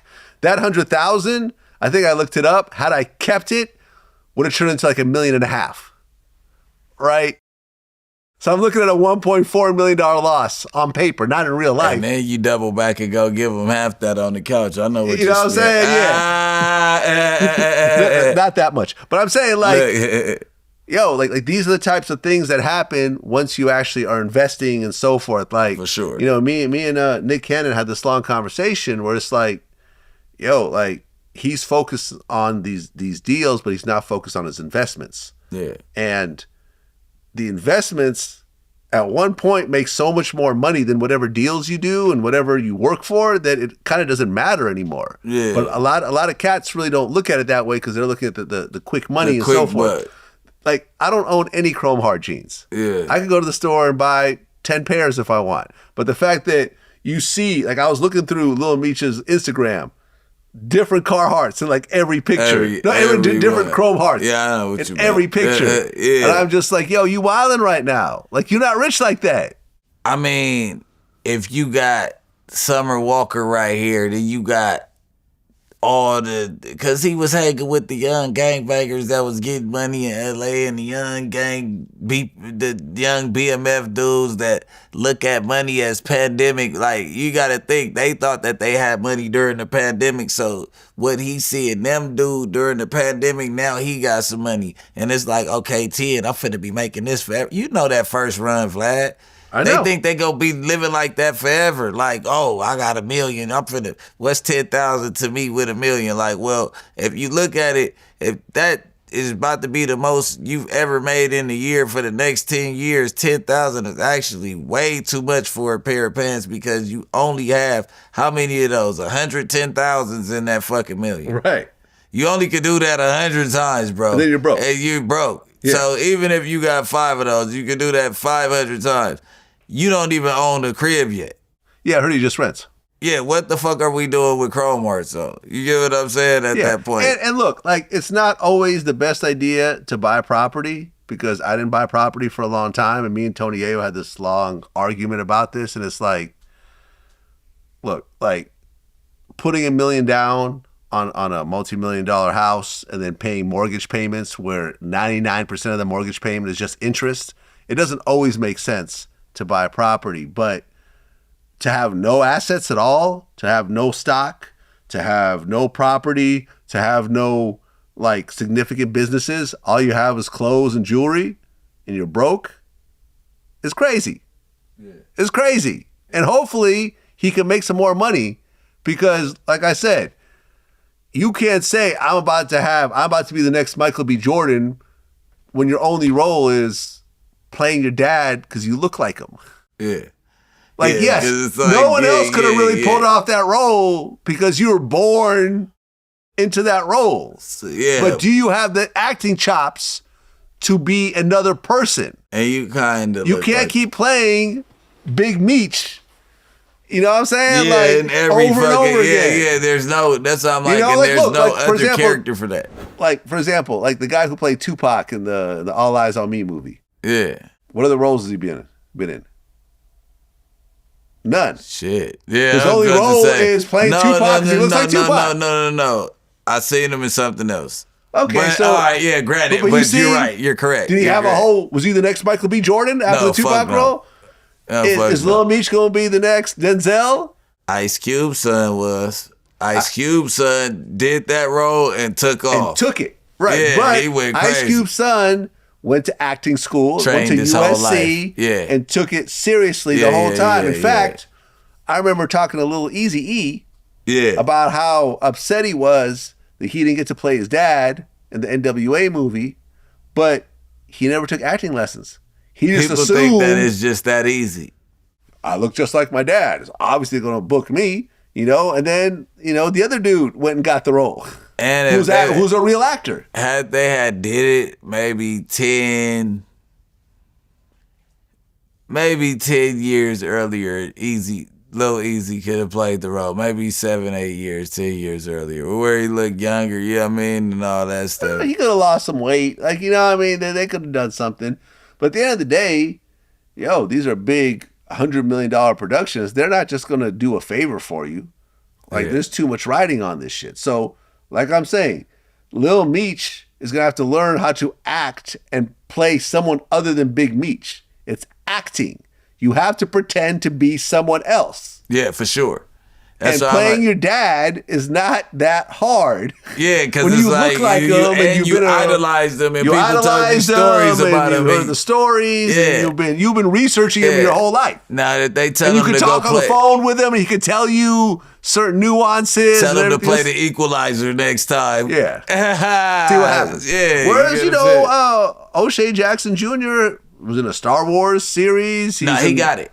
Yeah, no, he got it. You know, Denzel's son has been getting leading roles. Like, these guys are taking it seriously. Yeah, I used to play football. Well, yeah, football with. We played basketball together, but then he ended up playing football at Morehouse. Denzel Washington's son. Oh, okay. Yeah, we didn't play on the same team, but same park, and baseball.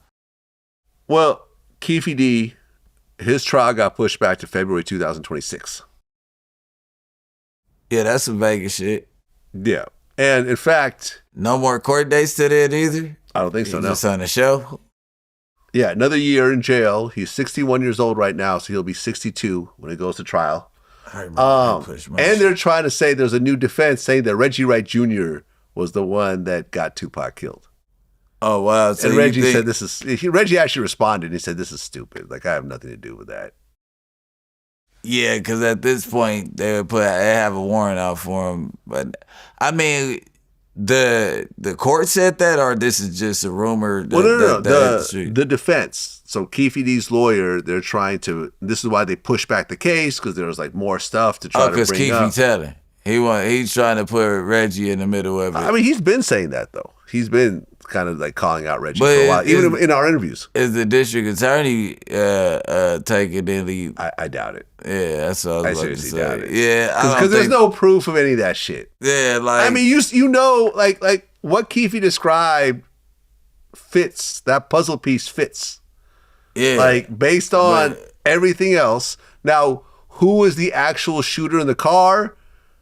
that's a little fuzzy. We think it's Orlando, but it may have been one of 3 other people. Yeah. But it doesn't matter. Yeah. In terms of Keefe's case. Yeah. Because he's in the car, And a he's willing supposed participant.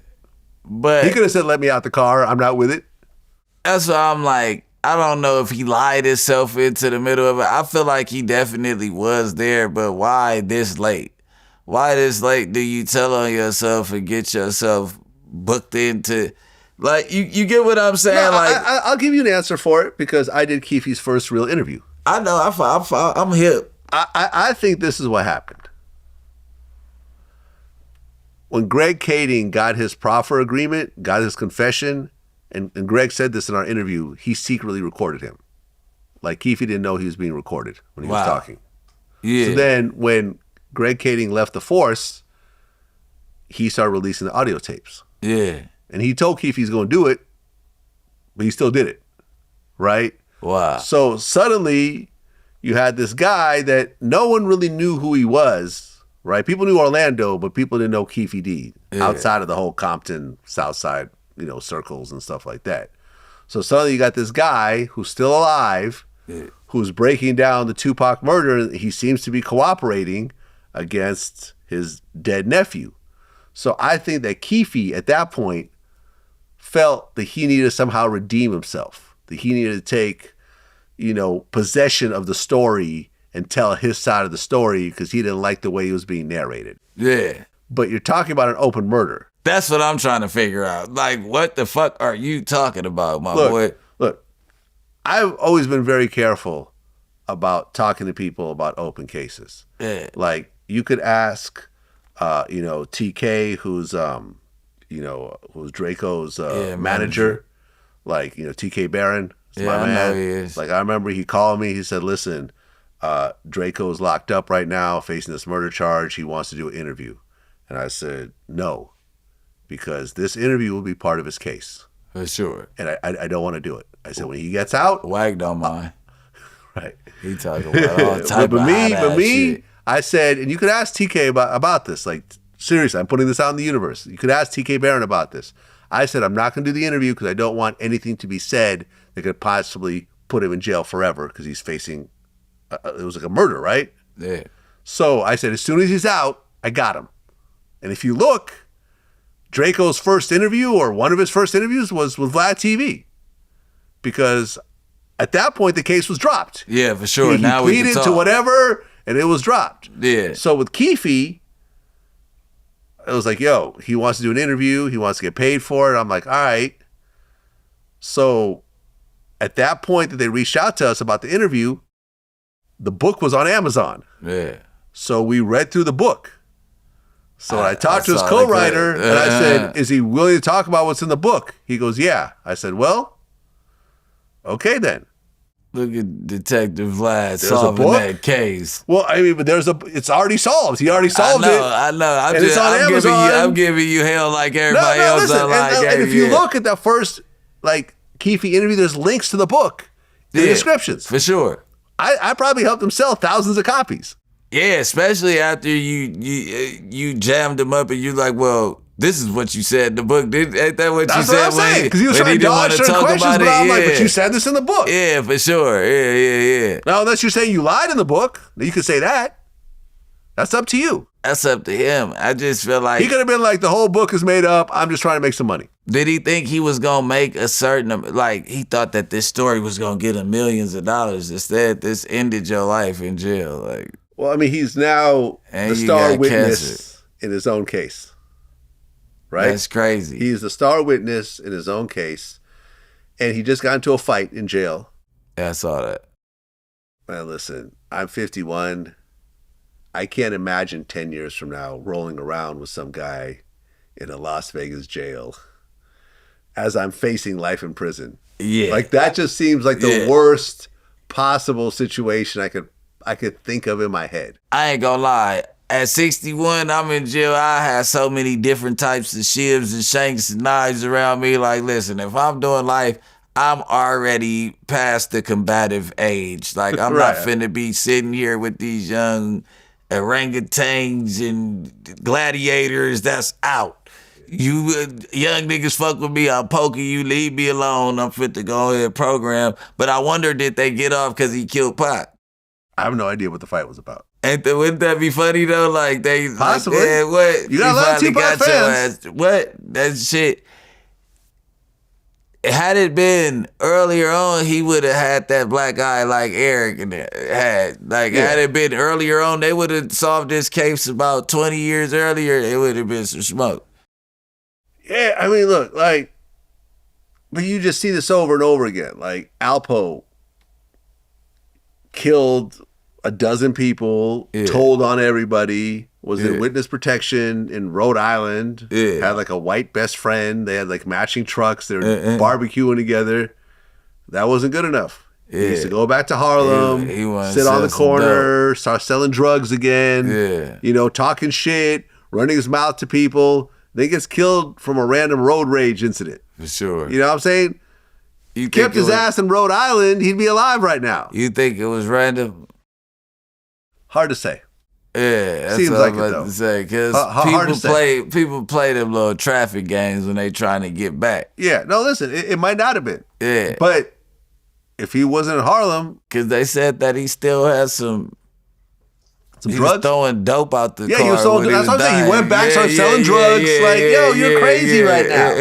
I had a conversation with him. Like, I remember we were talking about doing an interview. I mean, but who was Alpo? Did he have a music career to even fall back on? He was a famous dope dealer, like Big Meech, and came home broke. Like, you know what I mean? Like, no, but he had a big movie about him, paid in full. So, had a big show about him. And he had a show. You know, my interviews with AZ Faison were huge. You know, 3, 4, 5 million views. Like, people knew who he was. We talked about doing an interview. The offer I gave him, I guess he didn't like, but he never came back with a counter offer. He just talked some shit about me later on the internet.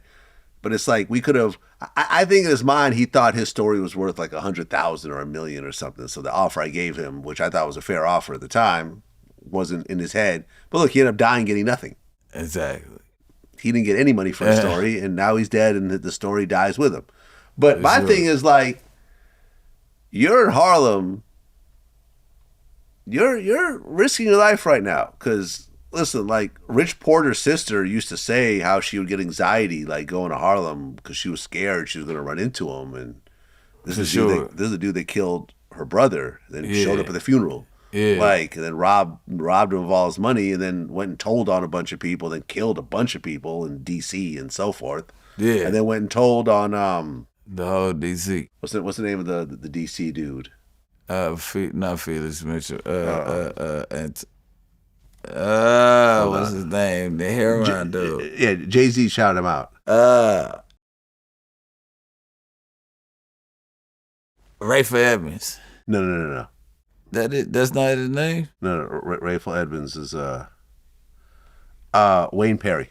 Wayne Perry. Yeah. Wayne Perry. Yep. Who's doing like triple life right now. Yeah. Over Alpo. Yeah.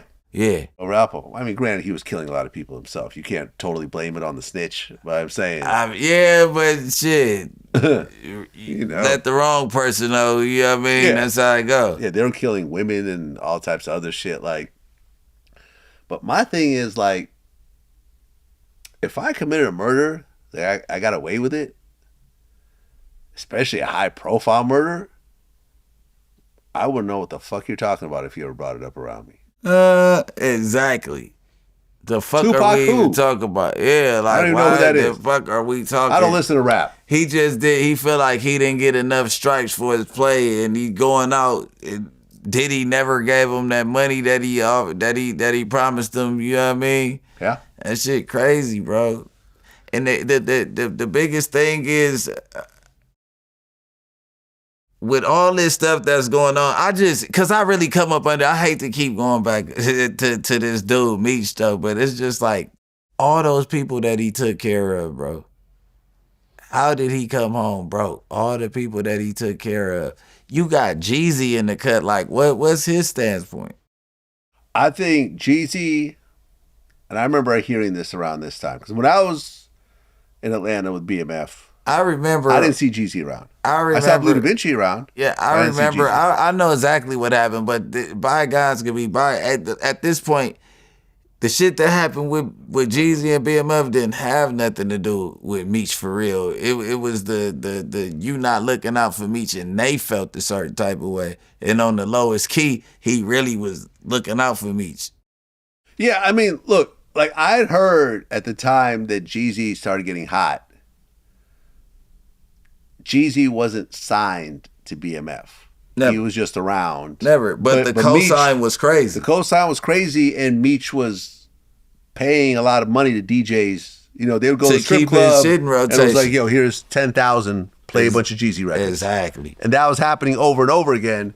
But Meech was never officially signed to BMF when he signed his deal. Because I guess Meech was making so much money with drugs that he kind of didn't really care. Yeah, he didn't really care. He didn't really make one difference or another. And I don't know whether this is true or not, but I remember hearing this around this time, was people were telling me that, you know, before Jeezy signed a Def Jam, Jay-Z pulled him aside and said, you need to separate yourself from these guys because they're all going to prison. And he separated himself. And if you remember, there was a whole situation between like Blue Da Vinci and Jeezy, and like Blood Raw was involved. There was like a shootout that happened. Did the chain come and miss it? I don't know about the chain, but it was something to do with Jeezy not I know what's up. doing verses, or, you know, he did one verse, but they wanted more verses, and something. You know, Blue Da Vinci, you know, I think was expecting Jeezy to like really like rock with him and help him with his music career. You should have had another artist, Blue, because your shit was outdated by that point.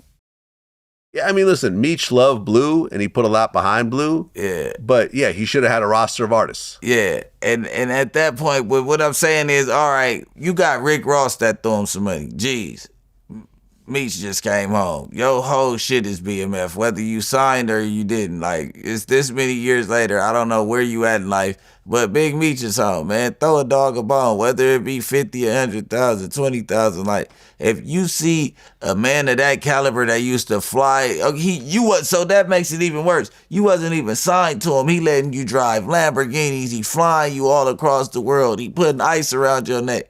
You get what I'm saying? All of this to where a motherfucker can't, you know what I mean? Like, that shit fucked up, bro. You know what I mean? Yeah, no, Jeezy probably should have looked out a little more. I mean, I don't know what happened. Maybe he did look out. And maybe Meech just thought that he's going to be a millionaire based on the accolades. That everyone's like, you know, he'll give me 100, he'll give me 200. Next thing I know, I'll have $1 million.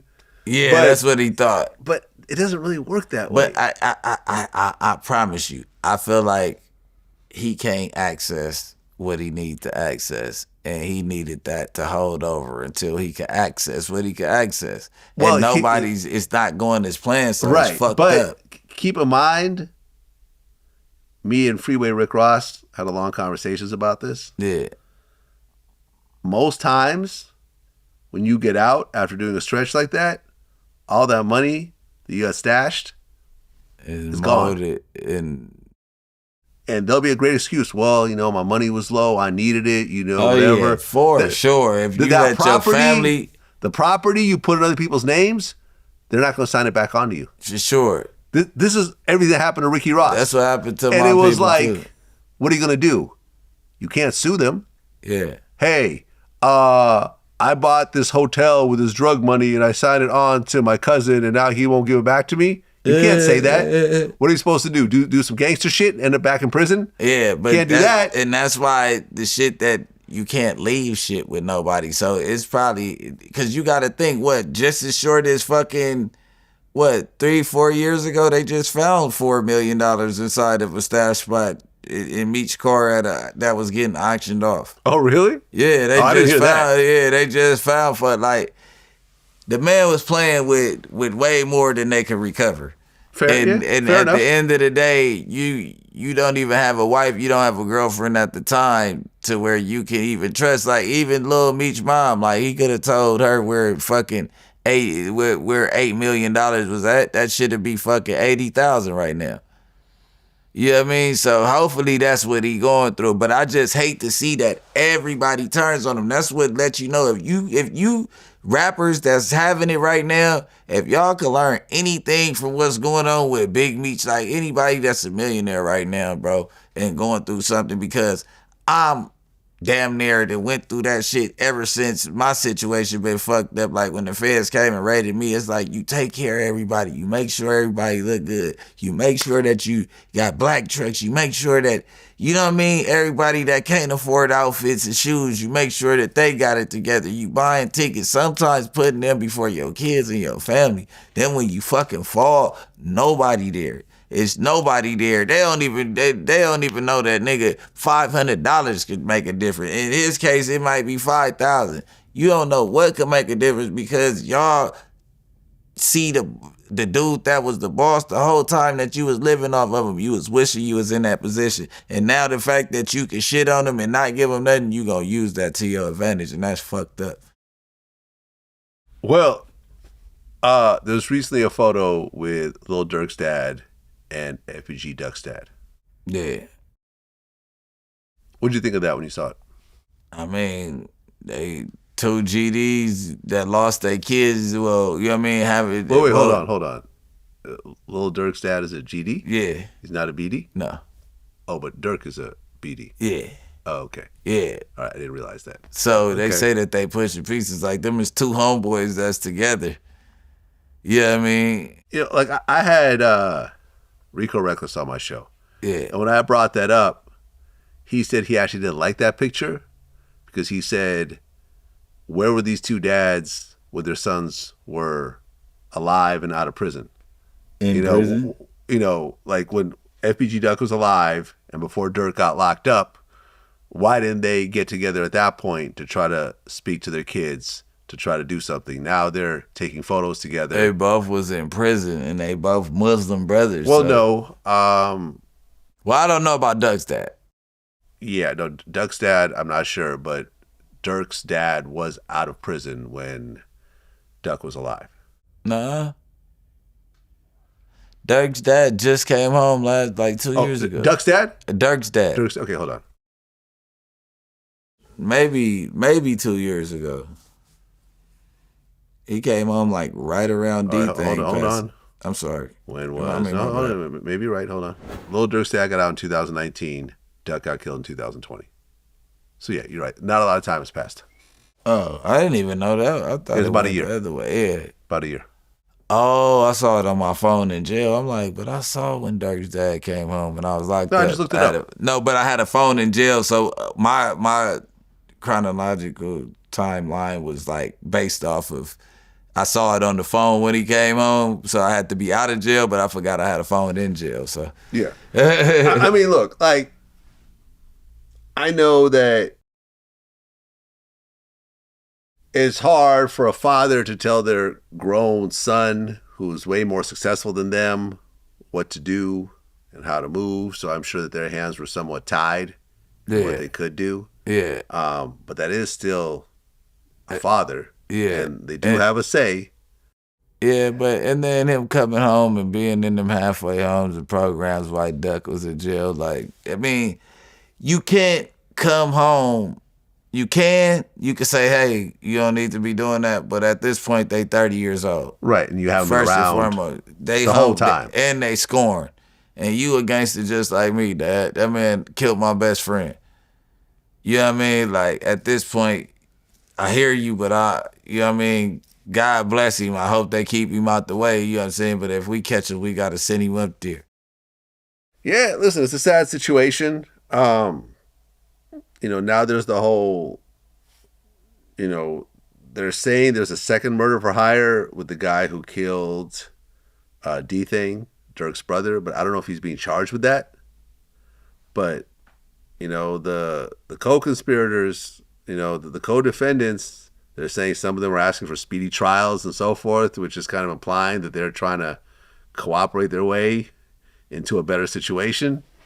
It's going on, Vlad. You know it's going on. Oh, yeah, I hate that it's going on with my people, but they talking about capital murder inside the feds.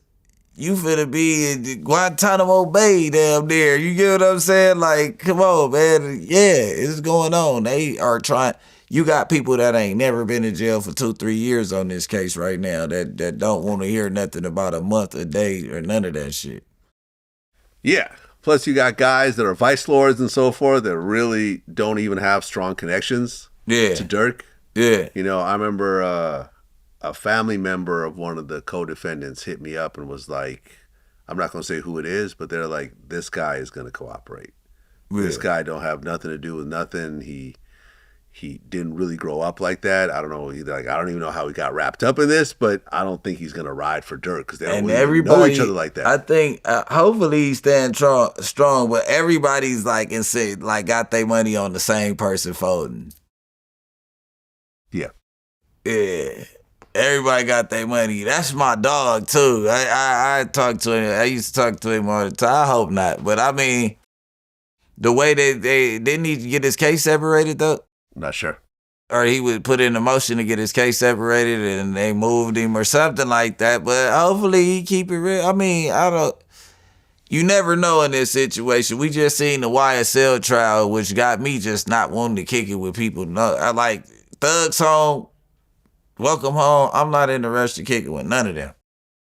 I don't want to see nobody because it's just like everybody went in and had their own agenda. The loyalty wasn't there. Like that couldn't have been the game plan. Like everybody go in there and say something. It just was like the fact that everybody said something to try to get themselves out of the situation is what made it look good on bro. You get what I'm saying? And he still got fucked because the time that he took, like Rocky didn't take the probation, beat his case. Thug beat his case. I mean, Thug took the probation and Yak and all them beat his case. He would have beat his case. You know what I mean? Yeah, but that was a state RICO. It's not a federal RICO. But no, what I'm saying is, I don't think bro shouldn't have took the probation. Who? Young Thug? Thug, yeah. Well, I mean, but who would have known? Yeah, but who would have known? When the you jury could have found him guilty. But nah, but probably when you start not, seeing considering shit what fall happened to apart like Gotti, that. Right. But he ain't never been through no case and they told him, walk home, go see your kids today for probation. And I felt like he like, fuck it. I don't want to be around nobody from this case either anyway, so let's put some stipulations in here to where they know not to fucking call me no more. All that bullshit you just put me through. Right. You know what I mean? Like, that's why I don't want to go around. I don't want to be around no gunners. Gunner, I love you.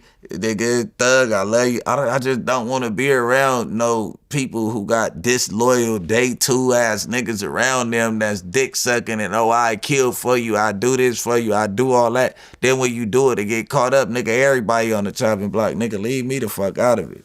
No, look, I know someone who really could have gotten Young Thug hemmed up in some serious shit. Yeah. Kept his mouth shut, took the charges, and Thug didn't even help him with legal bills. And they don't even talk anymore. And they're not saying this to actually expose Thug. You know, these are just private conversations we've had off camera and so forth. But I'm just saying I know who you talking about.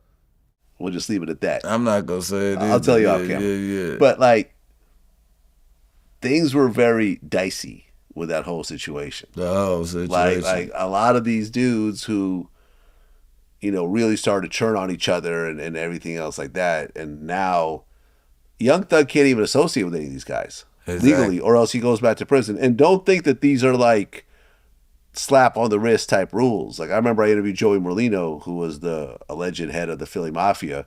And he talked about how he kept going back to jail just because he was around Mafia guys. He was violating for that. And they'll take that shit seriously. We violate for kicking it around gang members. I know exactly what you're talking about. Exactly. You just can't be around like that. Just can't be around. Yeah, you can't be around. And it works, but it's just like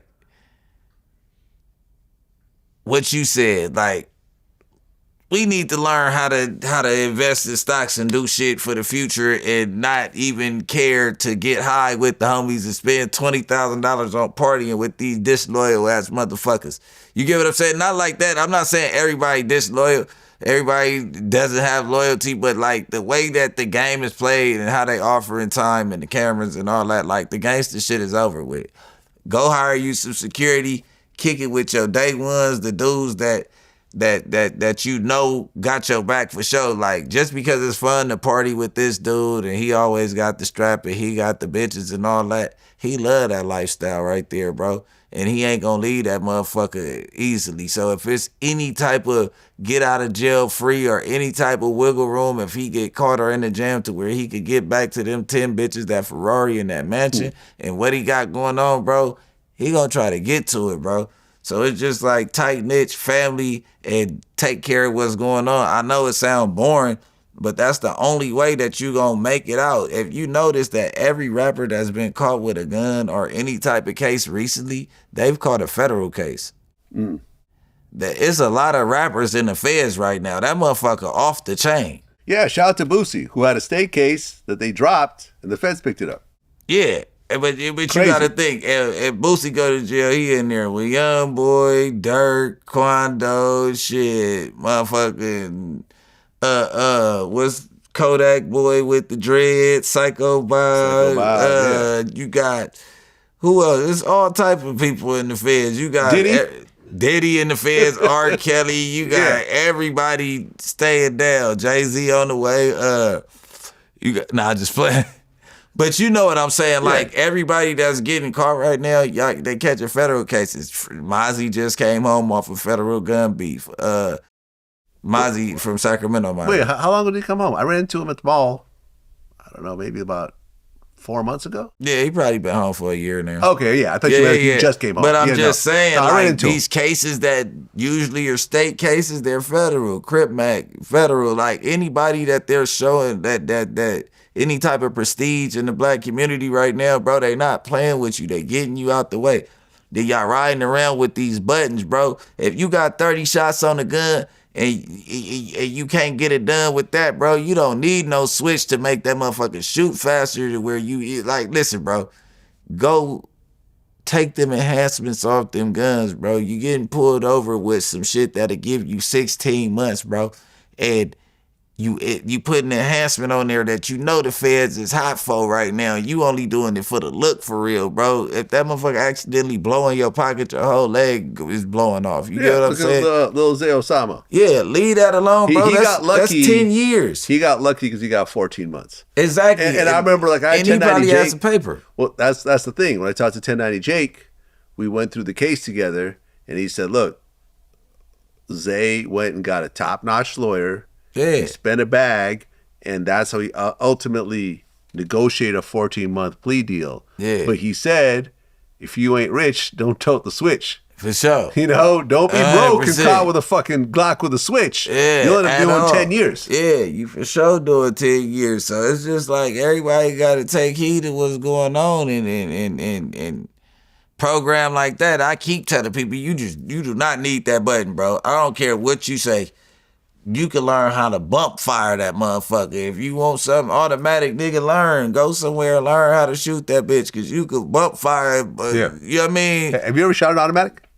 A fully automatic? Yeah, I have to. Yeah. I remember, at the range, though. Yeah, at the range. There's actually, I remember there's a guy named Colin. Right, there you go. There's a guy named Colin Noir, and this video is on my YouTube channel. He's like a black pro-gun dude. And I did an interview with him, and he took me to this range in LA where they do training for like movies and so forth, where they had all the gun experts like right there on staff. Yeah. And I actually was shooting Uzis and fully automatics and shit like that. That's hard. And I remember after doing it for the first time ever, I'm like, MP5? I'm not sure. I'm not sure, but it was fully automatics. Yeah. And it's on video. Like, I'm shooting this shit legally. Yeah. And I'm just thinking, like, the amount of carnage that this could do is just crazy, insane. Right? Compared to a single shot. They told me when I shoot it, they say, fuck you, motherfucker.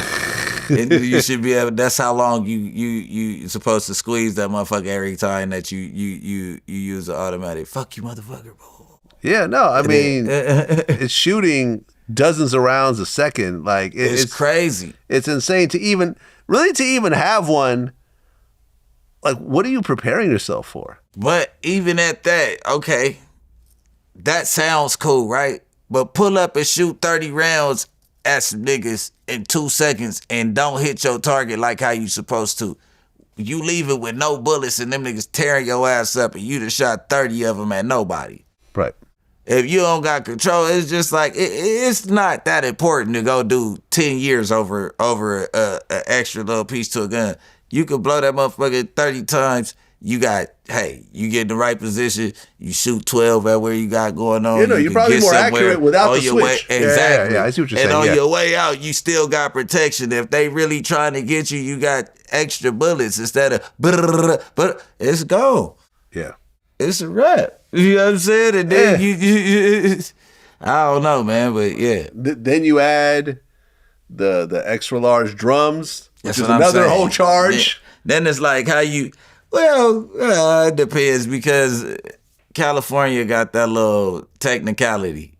Oh, so the extra large magazines? Because they made them legal for like a fucking 3 month span. Oh, okay. And then they put the ban back on them, and if you don't really have to prove that you bought it within that time span, but the store sold out of extendos when it happened. So California, they sold the most amount of clips like ever. It was like record breaking when they put the little shit on and they put the band back on. So it's like a technicality with the clip, but that switch ain't no technicality. You technically fucked up. Well, that's what it is. Bricc Baby, man. Always a pleasure when you coming in here, man. Hey, glad Vlad, to you have don't you be as a regular listening to guest. my music? What's that? You don't be listening to my music? Sometimes. Man, Sometimes. you got to get on that new PTSD, man. That's a new song? I just dropped the Big Sad disc. Well, I heard about this. Yeah. So what's the problem with Big Sad? Just a rat. Okay. Nah, I'm just playing. Big Sad made a diss song talking about my yellow tooth, man.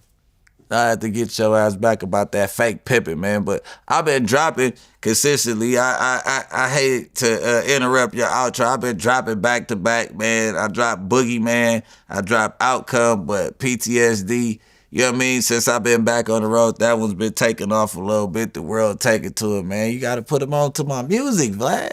Right, here we go. Bricc Baby, PTSD, Big Sad Diss, 78,000 views. Yeah. That's a pretty, respectable number It's right there. As an independent artist. Yeah, in 11 days. Yeah. No ads, nobody posted on their page or nothing. That's all natural. Just, Yeah. No, congrats, man. Man, thank you, bro. Is Big Sad going to respond? I mean, we went live the other morning and all that. We were going back and forth. He gonna rap back. I believe he gonna rap back. I kept it rap. I didn't go into all that paperwork ass shit. That's why I said I'm just playing. That's on him. Me and Reggie childhood friends, but you know what I mean? I told him don't come on the show with that bullshit, and he did, and now he in trouble, but I'm still keeping it rap recreation, man. It ain't no serious shit. Well, I'll make sure to review the music more carefully next time. Yeah. You know what I mean? Yeah. I see you got the song Not Enough. Yeah. That's the biggest song on your Yeah, channel. that's the biggest song on my channel. 220,000 views. That's the big, that's like one of my biggest songs, period. And then you had Since I've been home. Bricc Lotto Yeah. featuring OTFC3. Yeah. That's part of Lil Durk's crew. Yeah. They think Not Enough and Bricc Lotto are responses to the Quando Rondo and all that shit that was going on at the time. Like, Not Enough dropped around Lil Pop, and then what was the other shooting? Yeah. And then what was the other shooting? See. I forget which one it was, but both of them dropped around time. This was about to happen, then somebody got shot. I was about to drop this, then somebody got shot. Then I dropped the other one, and it was in response to them telling them that I'd never take no fucking 100,000 to shoot. 100's not enough. I'm not about to shoot Lil Pop for 100,000. Let me ask you one final question before I let you go. Kanye West went on another epic rant where he calls himself a Nazi. He said that Hitler was fresh. He started selling swastika t-shirts. Went back to the whole slavery was a choice. Was using the F word, talking about gay people. Yeah. Said how he basically doesn't trust and dislikes all the Jews out there, even the people that he works with. Say he'll never apologize. And now they're saying that he's actually addicted to nitrous. Yeah. He's been hitting nitrous, like crazy, and that's what's causing some of the erratic behavior. Yeah, and I just feel like he wants to get back at his Jewish, I guess, what do you call it when you used to work with him? Counterpart. What do you call it? Whatever. He wants to get back at his ex-employers. Okay. To the point to where he doesn't understand that he's dissing the whole race community. Like, you get what I'm saying? Like, I don't feel like Ye believes that Hitler was a good person. I don't believe that he feels that he's really a Nazi. But I feel like he feels that the Jewish people that canceled him from Adidas and all the other stuff that he had going on, which he canceled himself with his mouth. You know what I mean? I'm getting to that point. I feel like he just wants to get back at them. He doesn't understand that he's what's going on. And then it's such a sensitive subject right now while the war is going on for him to bring back up the Jewish and all that stuff. You know what I mean? Like, I don't know, bro. He does a lot, and he's only calling for attention. Like, I don't know what he got, what he's trying to drop, if he's trying to bring attention to the clothing line where he's selling $25 T-shirts and hoodies and all that stuff. But to go back to the swastika just because you don't like Jews is very, like, nasty work. That's disgusting. Well, I mean, listen. I'm going to keep it real. Not just because you a Jew. It's like, you could disagree with the whites and all that shit, but to go back to the swastika, like, come on, guy. I mean, look, I dare a Kanye fan to wear one of those swastika T-shirts out. Go ahead. I want you to wear it out and see what happens. What you feel like it happened? Someone gonna punch you in the face. You feel that way? If a black person has a swastika? Yep. Someone gonna punch him in the face. Do you feel like from what side of the fence? You think a black is gonna punch another black for using the swastika? You know that Hitler hated black people also, right? Yeah, but I thought not only did he hate black people and he was killing black people along with the Jews, but mixed people in Germany were being sterilized so they couldn't reproduce. Wow. Because blacks were considered an inferior race. That's Keep in mind that Kanye's 4 kids are all mixed. Yeah, no. In the same way. We for sure know this. What I'm saying is, like, you can't sit there as a black person and you hear all these stories of, like, the KKK marching in some city down south and a bunch of black people come and beat them up and stuff like that. Yeah.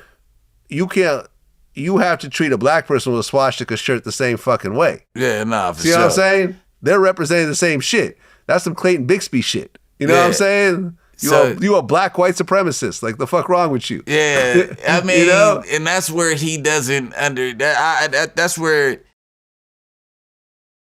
he knows what he's doing at. Because it's just like, bro, you don't believe in that swastika shit. You get what I'm saying? He's actually selling the shirts on his website. But Shopify what I'm saying had to shut him down. He understands how to manipulate the world. He wants the world to believe. He don't believe in that because he's like, oh, fuck the ones that work for me too. First and foremost, any Jew that works for Kanye West at this point needs to get the fuck on. Yeah. And that's first and foremost. And then the swastika's origin is, this is what I thought he was going to play on, that the origin comes from Africa or whatever the case is. He's not playing that part. Yeah. And you could argue that, and you could say, because I think he came from India as well. Like, I'd heard some things. Now, if you want to push that, I could see maybe an angle for it, but no, you're pushing the Nazi part. That's what I'm trying to tell you. You're saying that the Nazis are fresh.